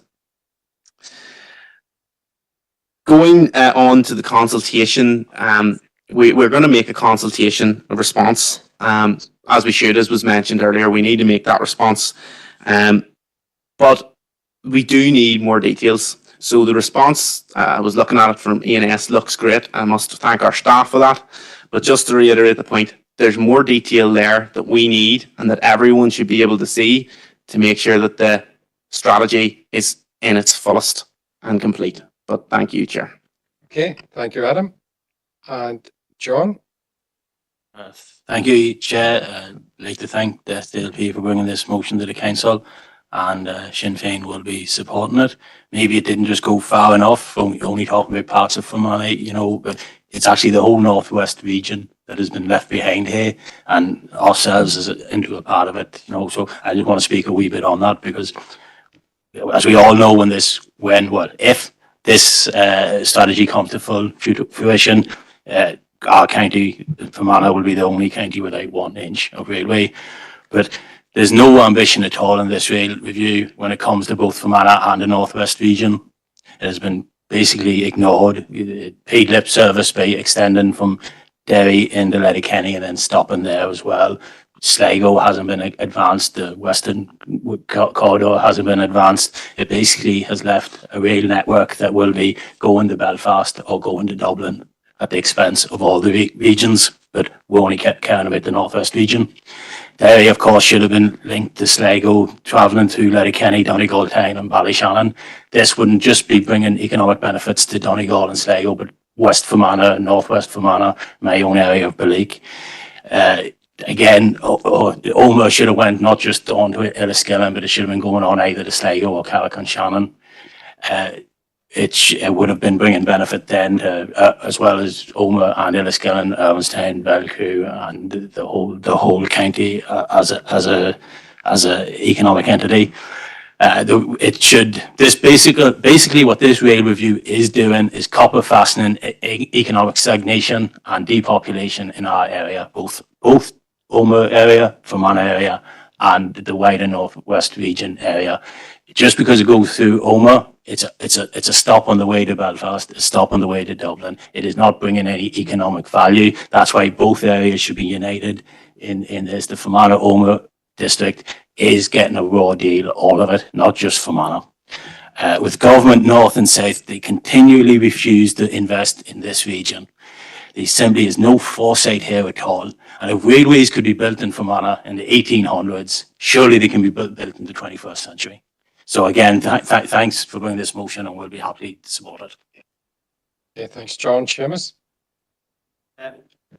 Thank you, Chair. And I have the same sentiment. When I first saw the report, it jumped out at me. I put it up on social media and circled the big chasm that was there where Fermanagh should be, and the rail link was missing. So not an inch of railway lane in Fermanagh and Omagh. Sorry, in County Fermanagh, just like there isn't an inch of dual carriageway or motorway in Fermanagh. Once again, the forgotten county, Fermanagh. I'm not sure. It's strange too that this is the case, because when partition actually happened, or from partition, we have had a Prime Minister from Fermanagh. We've had a First Minister from Fermanagh, but not one benefit has ever been brought to Fermanagh. And once again, we're just being ignored, abandoned by the powers that be. I actually, as soon as I seen it, I have two emails here, one from Julie Harrison, Permanent Secretary, and in the north here, and from Eamon Ryan in Dublin, the Transport Secretary. Both of them playing lip service, just basically saying to link into the consultation. One bit, and I'll just read it. It recommends that some smaller towns like Enniskillen, seamless connection with the rail network might be achieved by a higher frequency of bus links to a transport hub that has access to the rail network, implemented alongside integrated bus and rail ticketing and timetable. So it begs the question that we have no motorway now, we have no railway now. So why is these bus links not being implemented now? Surely they're even more in need now than when there'd be a rail network as well. So it is completely contradictory what they're saying. They've just abandoned this area. The clear route was to come down through Enniskillen, the routes that John said they are linking up with the railway in Sligo and going down the Western Corridor. Like it's once again we're putting everything toward Belfast and Dublin, and that seems to be the strategy, even though it's probably the worst thing you could do for the environment. It's the worst thing you can do for workers and everything that's caught in gridlock going into these big cities instead of expanding out. I think it's disgusting that the answers that we got from the Permanent Secretary and from the Minister, who is supposed to be somebody that's in favour of protecting the environment, and he has just basically abandoned Fermanagh and wrote us off and the whole Western Corridor. So I'll be supporting the motion. Okay, thanks, Seamus. John? Thank you, Chair. I'd like to thank Bernard and Adam, sorry, mind blank, for bringing forward the motion. Again, like all the other councillors speaking on this, this was far from a strategic review. This was just, we'll have a look at what we've got and see what other bits we can open up again.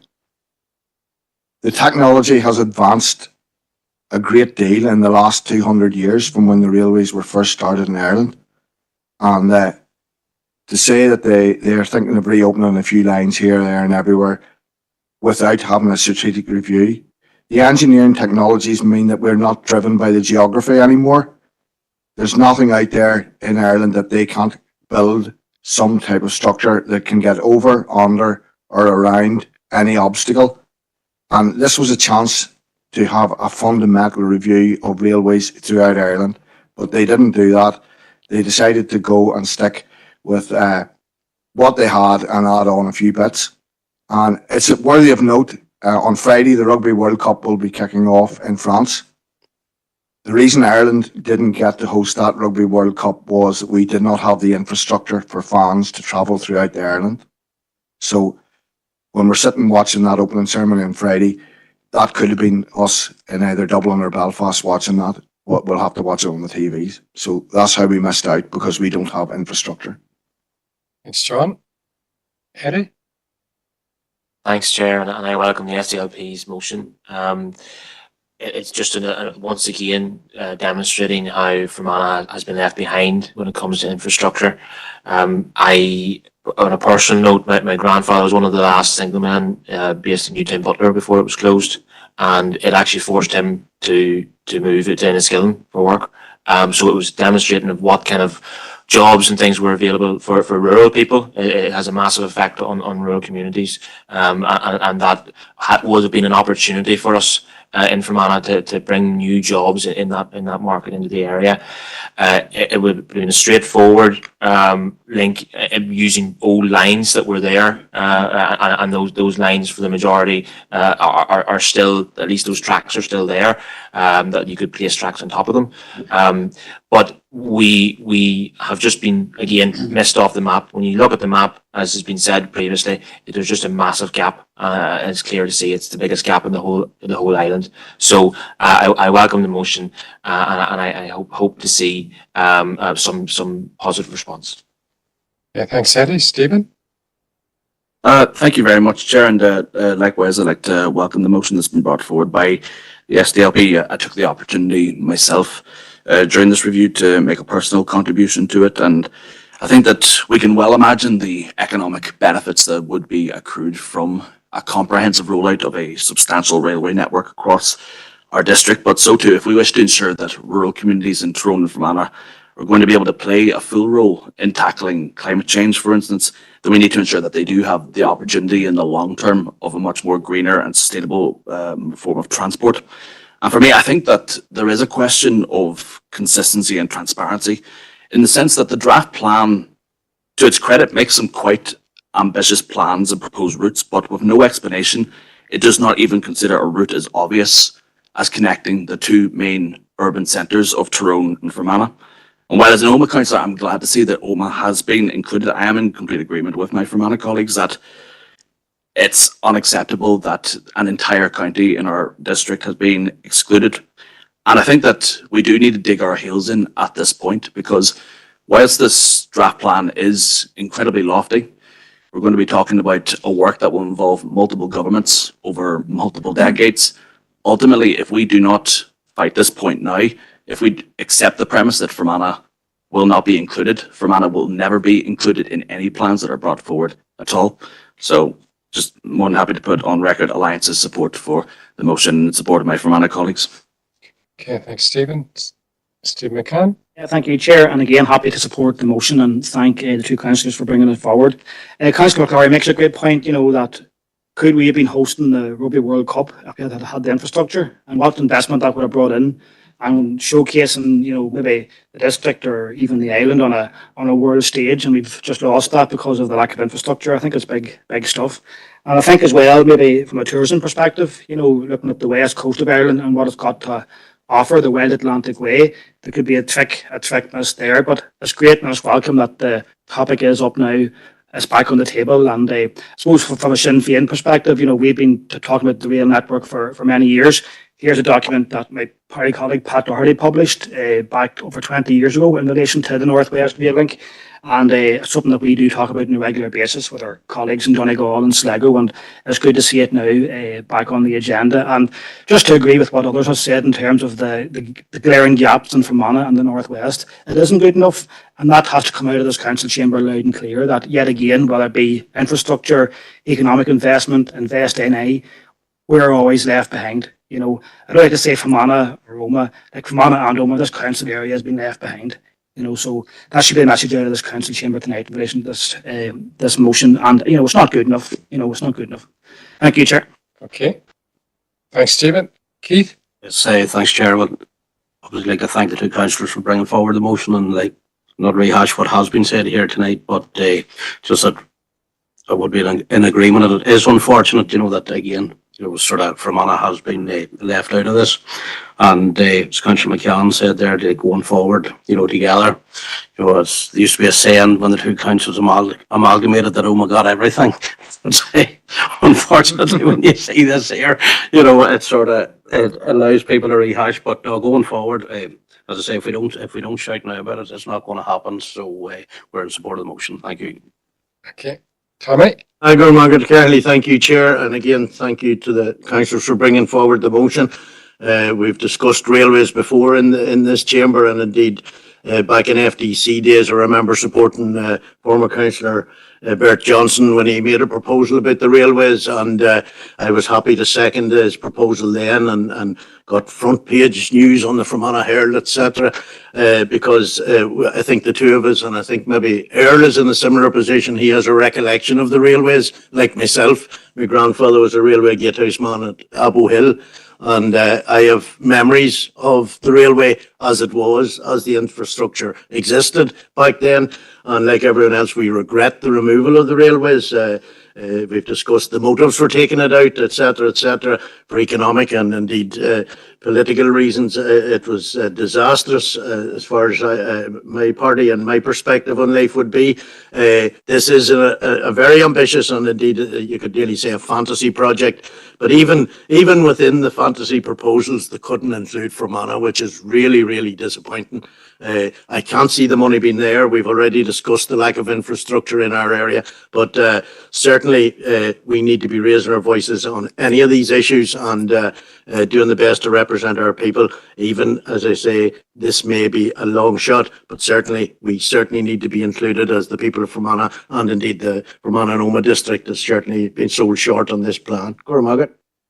Okay, thanks, Tommy. And like other younger councillors in the chamber, I don't recall the railways, but I do recall Bert continuously at any given opportunity in FDC raising the railways as a key ambition of his. So I'm sure if he was here, he'd be delighted to be joining in the conversation. Bernard, you have the right to sum up if you would like.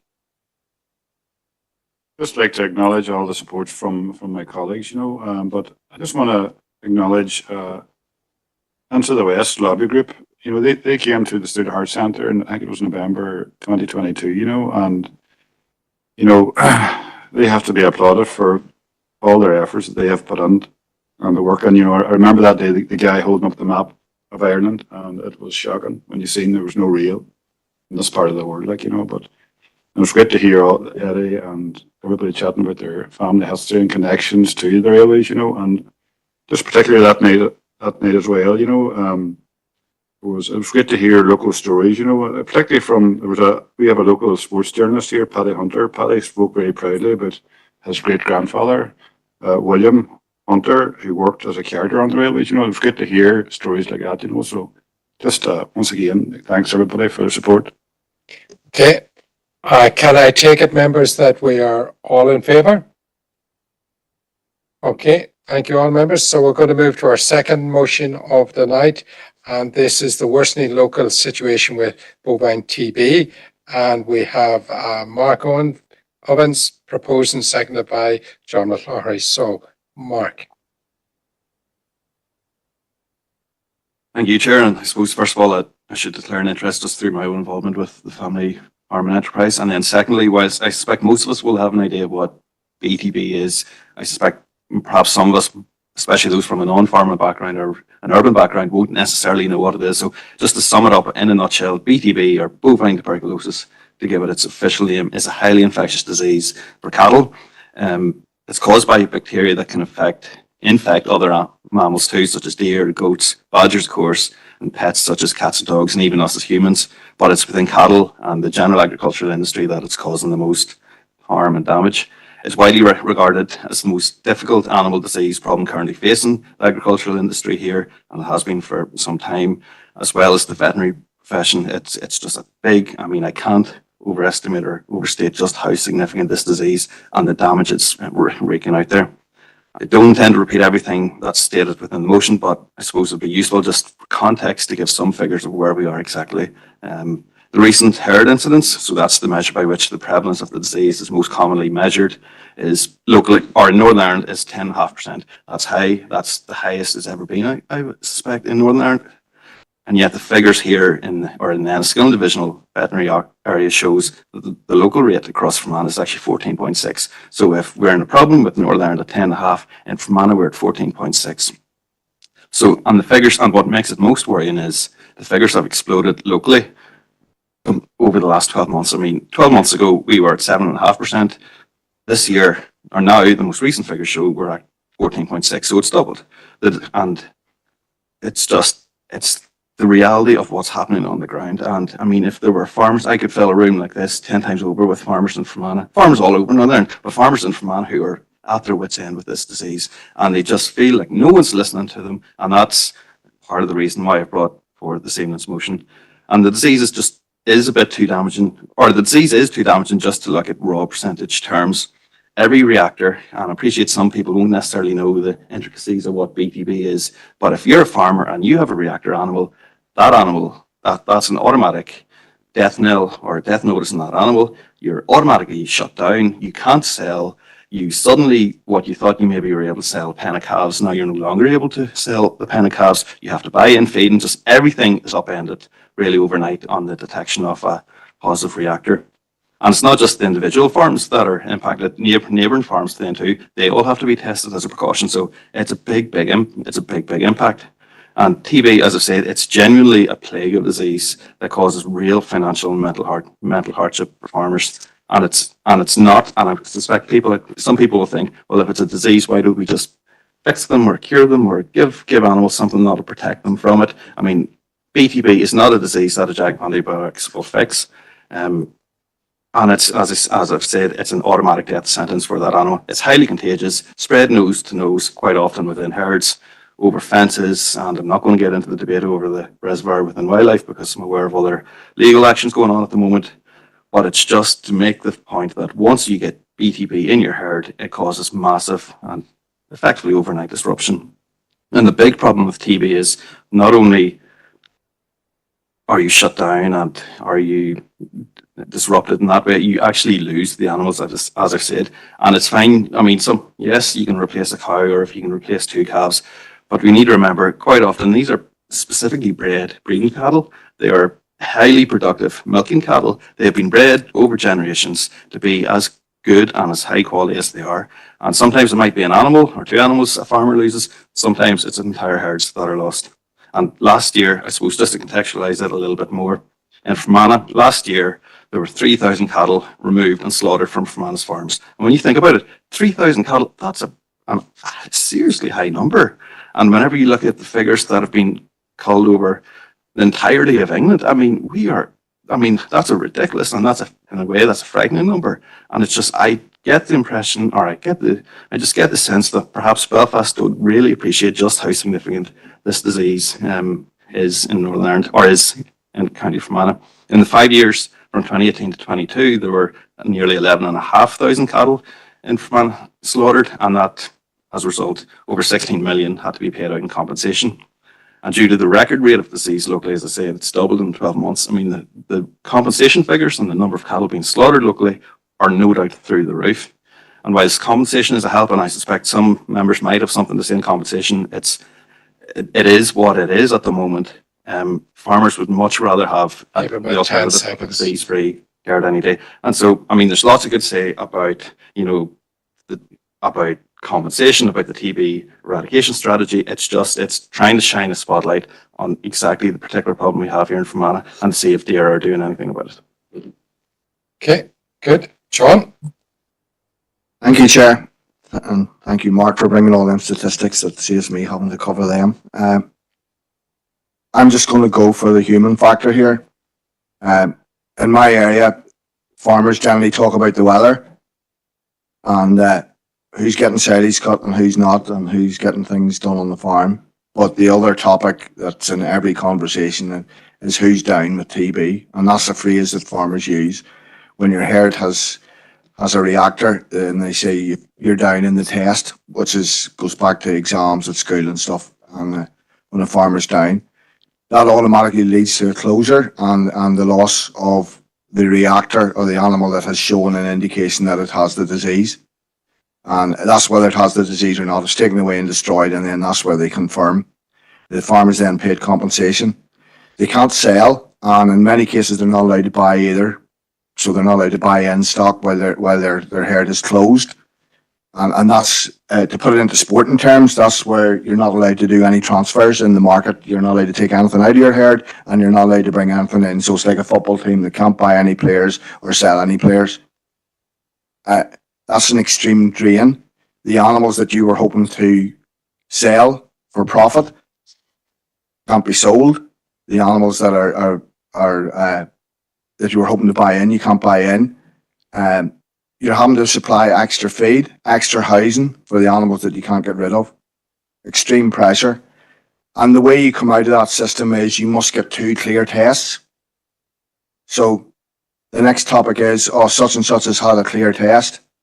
And then it goes, he's up for the second one. And then suddenly the word comes out, another reactor.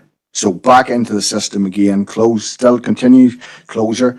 There's farmers now sitting that they're sitting with over 2 years of closure. That means they haven't been able to sell any animals. And the only way they can dispose of them is if they're finished to go to the abattoir and sell them as beef animals. Now, that takes an awful lot of money to finish them. Most of the farmers in Fermanagh don't have a completely closed herd, especially in the beef industry. There's sucklers who rear calves and then sell them on to finishers, who then take them on to that stage where they become beef animals.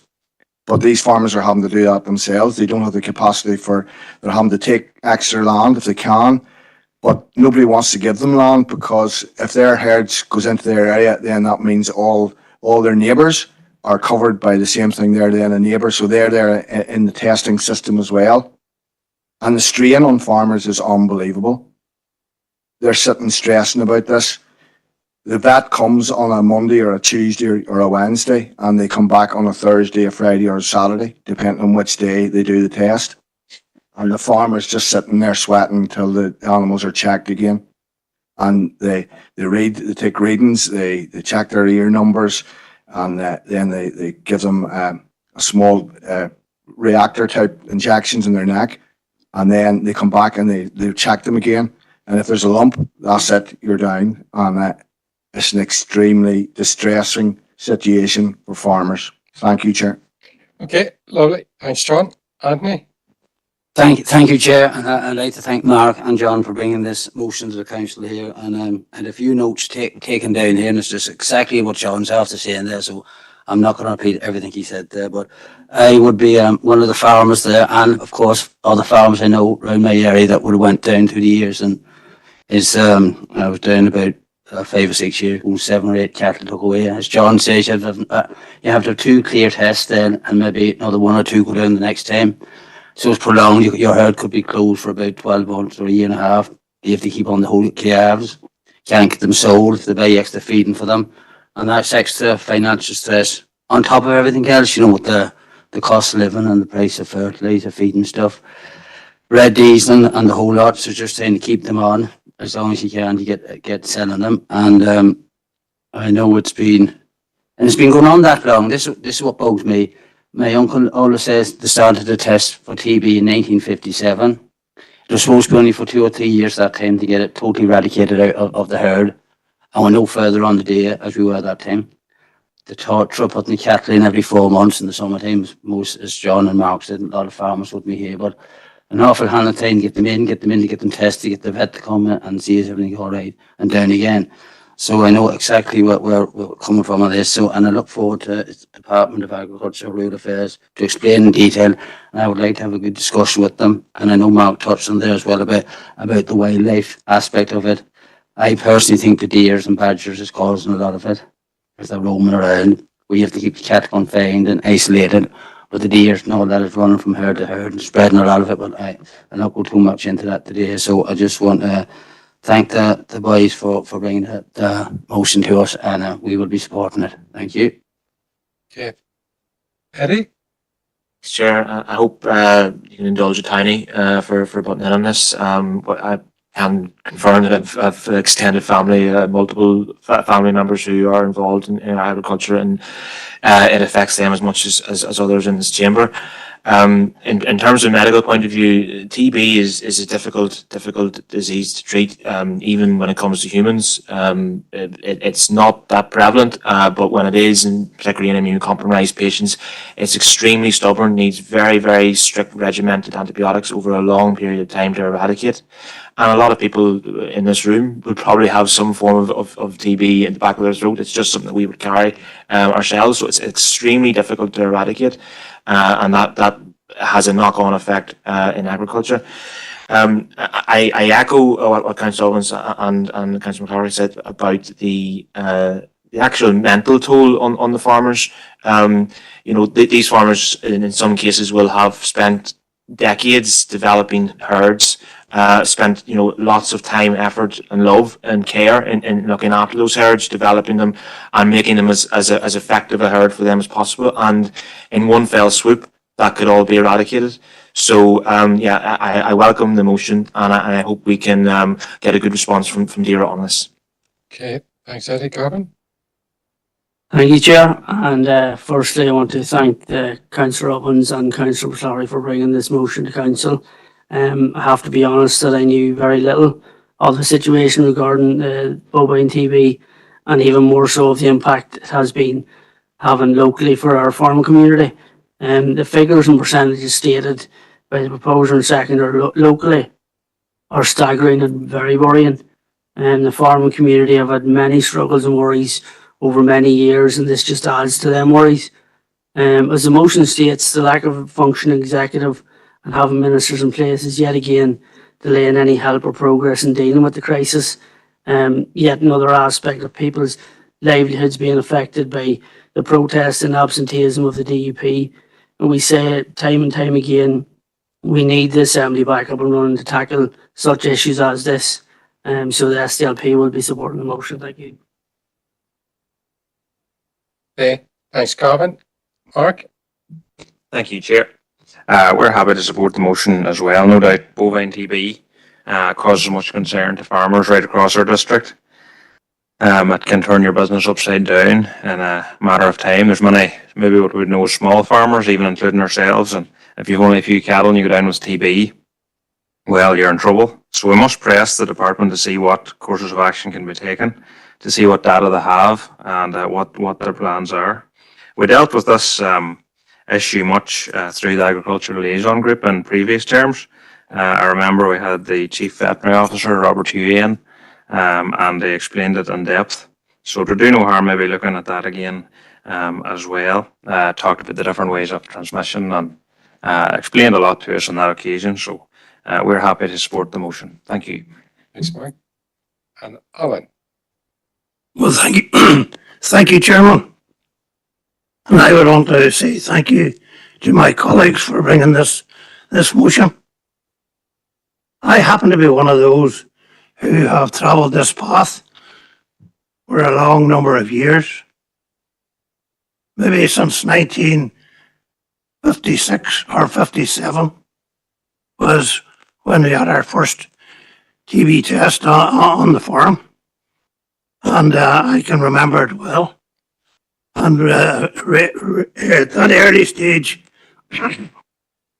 we had a reactor.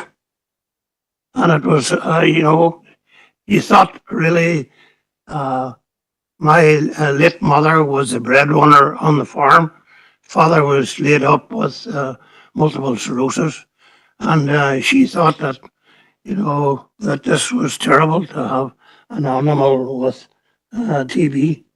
And finding someone to buy that animal was really difficult. Down through the years, my farming practice, I have had the experience of having reactors on numerous occasions, and I can really testify to everything that John has related to. The build-up of slurry and all the difficulties that entails. And on one occasion, with the cooperation of the DVO from Dungannon then, we decided that we would dig some slurry pits on outside farms to transfer it.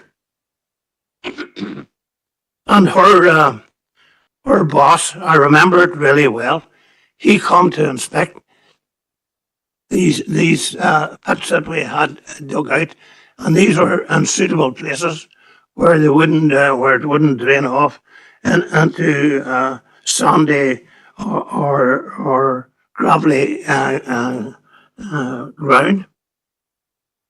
And he wouldn't let us put the slurry in it. And I asked, what means, how would we deal with this? And wait for it. He told me to take it to Belfast and have it dumped at sea. Now, that was many years ago. That would have been in around about the 70s. I said, your head is cracked. And I had the two tractors and the two tankers lined up to discharge. And I give them the signal and I asked them to witness it. And perhaps I'll see you in court. But he hadn't the stomach ever to take me to court. I have to confess that those tanks that I refer to are still on outforms and still in operation. The TB, and for a period of time, we had brucellosis that run alongside it. And if you had the two together, I can tell you that it was a terrible, nerve-wracking situation to be in.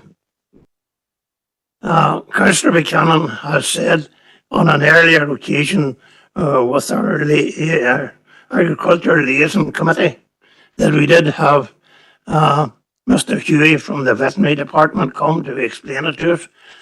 I think it would be no harm again if our proposer and seconder would add that, that we would once again invite them along and ask what progress has been made over 60 years. 60 years and no progress made. That's a disgrace. Okay, and just that's an amendment, Alan, so we can't take that in. Mark, do you want to sum up? Okay, well, thank you, Chair, and I'd like to thank everyone that's spoken on the debate. Not surprising to hear that there's consensus on it because it's an issue I'm sure many of us, particularly those more rural areas, are hearing from farmers throughout them. And it's really to reiterate the point that BTB has been a problem for years, and as Alan, as others have said, it's been a problem going back to the 1950s. But it seems to be there's something happening locally in Fermanagh at the moment, that it's something is causing the figures to spike as they currently have up to 14.5%. I mean, those are astonishing figures really. Whenever you look at the UK average, the fact that Scotland is effectively TB free and has been for some time. Wales's figure is significantly lower. Even England, that has botched their response to TB, even their figure is much lower than ours. So it's just really, and I appreciate, as I said, this motion, it's not going to fix a single thing, and it's not going to bring a single animal back, or it's not going to stop a single further animal getting infected, but it would be useful, perhaps if nothing else, just to shine a light within Dundalk or within Belfast and with Ballykelly that there's a problem going on in Fermanagh. No doubt they're aware of it, but it would be useful just to let them know that we as the local council, we're also aware of it, and it would be useful if they could provide some clarity and assurances on what they're doing to tackle and address it. So, thank you. Okay, thanks, Mark. Very important motion there for the farming industry that's continuously under pressure, and certainly with the summer that we have had over the rain and all the rest of it, very much under pressure for food stuff and so forth going into the winter. So I take it, members, that we're all agreed. Okay, thank you. And thanks to our two motions. We are going to any other relevant business now, urgent business rather, ANOB. So I have Adam, the first person who is in there. Thank you, Chair. So the bit of AOB I'd like to bring would be to propose that we write to the relevant department within the PSNI to request looking at speed cameras in particular for two spots. So one would be to inquire about the potential ability of installing average speed cameras for the village of Derrylin, and the other would be potentially about fixed speed cameras in Belcoo. I know both villages have had massive issues with speeding, And on occasion, the mobile van goes out and it's brilliant. It does its job very well. But it's still a massive concern of the communities there and the community. And I'm aware that the local neighbourhood policing team and officers have been looking at this as well, and probably would appreciate further support from council, because we see these in other areas, mainly up around Belfast, and they work really well. So I know speed cameras can be controversial sometimes, but I think the communities in these areas are generally very much in favour of them, and it's worth us writing to the police service to try and see about getting something done, because there's no other solution that works, because they're main A roads. Thank you, Chair. Okay, have we a seconder? Gavin, are we all agreed, members? Okay, thanks, Adam. Anne-Marie? Yes, thank you, Chair. I was just wondering, at the start of the school year, difficulties for school children and even adults, you know, as sort of an everyday thing. I was wondering, I was hoping that the council would light up the council buildings in October for Dyslexia Month. I think it's a very good thing, and it sort of puts it out there and let nobody shy away from it. It's not something to be uncomfortable with or ashamed with. So that's my proposal. Okay. Thank you. Have I a seconder? Anthony? Okay, we all agreed. Okay, thank you, members. That's AOB concluded. Did you? Oh, you did, yes. I apologize, young Seamus. How could I have forgotten? All yours. Thanks, Chair. No, it was about this rack, I think is the pronunciation of it, this concrete that is causing a store over in the UK, over in England, where the British government knew about this concrete that was a danger to buildings, a danger of the buildings collapsing, that had a lifespan of 20 years and was put in buildings in the 1950s and 60s and is still there in the buildings. And I think there was a series report in 2018 which they basically covered up, as far as I can make out, and only now they're starting to take it serious. I think there was some roof or a couple of roofs or buildings collapsed due to it. So basically my question is around, it's not just schools, it's possibly all old buildings that was built with concrete. And I know I was in contact with the chief executive about this, just to get an update. Is there any council control buildings? Is there buildings out there? I know we have control of building control and that. Is there buildings out there that needs to be checked? Is there school buildings? And I know this is not for the council, but I would propose that we write to the Department of Education to get answers on this. Is there school buildings out there that is hosting school children, boys and girls from 4 to 18, with this aggregate concrete? And the Permanent Secretary did reply to me, and there was more questions than answers to the reply. They said they were now doing a survey on it. Just now they were doing a survey. I believe this was out there as far back as 1996, and nothing was done. I believe then there was a report done about the urgency of this in 2018. Again, nothing done. So I really do think that it needs to be brought to the head. We need to assure ourselves there's no council buildings with this. We need to assure ourselves that there's no other buildings in our council district, schools or any other buildings with this material in it, because as far as I can see, it is a serious threat to life. So I would propose that we do write to the department, and can the chief executive maybe give me an update on whether any of our buildings has this, or anyone has contacted her in relation to other outside bodies and their buildings. Okay, thanks, Seamus. Okay, no, thank you, Chair. Firstly, in relation to our own estate, when the news started to break, I'd spoken with our own estates team. So we're conducting a review at this stage, Chair. We have no concerns. But if that situation changes, we'll certainly report to you. We haven't been asked for any advice at this stage or assistance in relation to the schools estate or indeed any other public sector buildings, nor has there been any updated guidance yet from the Department of Finance and related to building control regulations, which may change as a result. In the context, maybe, Chair, of Councillor Green's proposal, and while the focus I know has very much been on educational facilities, given the nature of the concrete and I suppose the structures, there potentially would be risks on some of the health estate, I would have thought. And the Department of Finance would also be the overall landlord with responsibility for government building a public sector estate.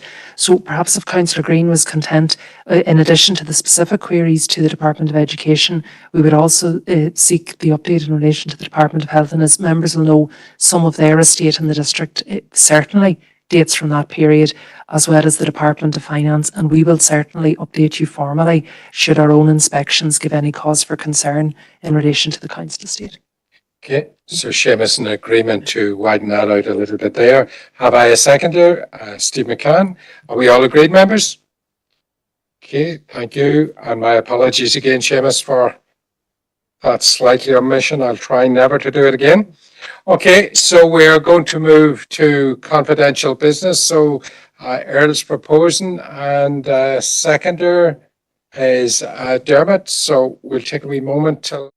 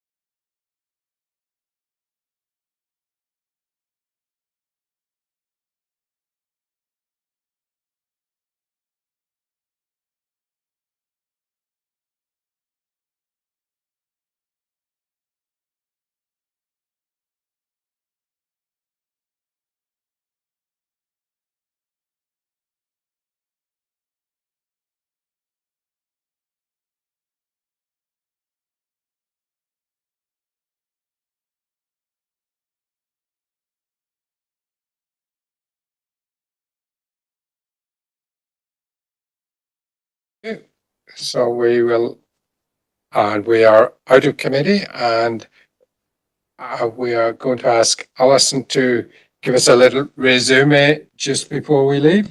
Thank you, Chair. While in committee, the Council confirmed and signed the confidential minutes of the Council meeting held on the 25th of July 2023. There were no matters arising from that meeting, and confirmed the confidential minutes of the Planning Committee meeting held on the 19th of July 2023, and also no matters arising. And also, Chair, the Council received an update in relation to a legal matter and the withdrawal of government funding, and agreed a course of action in this regard. Okay, can I have a proposal and seconder? Anne-Marie and Diana, thanking you. Okay, we all agreed. Okay, and that's the meeting concluded. Thank you all members and thank you staff.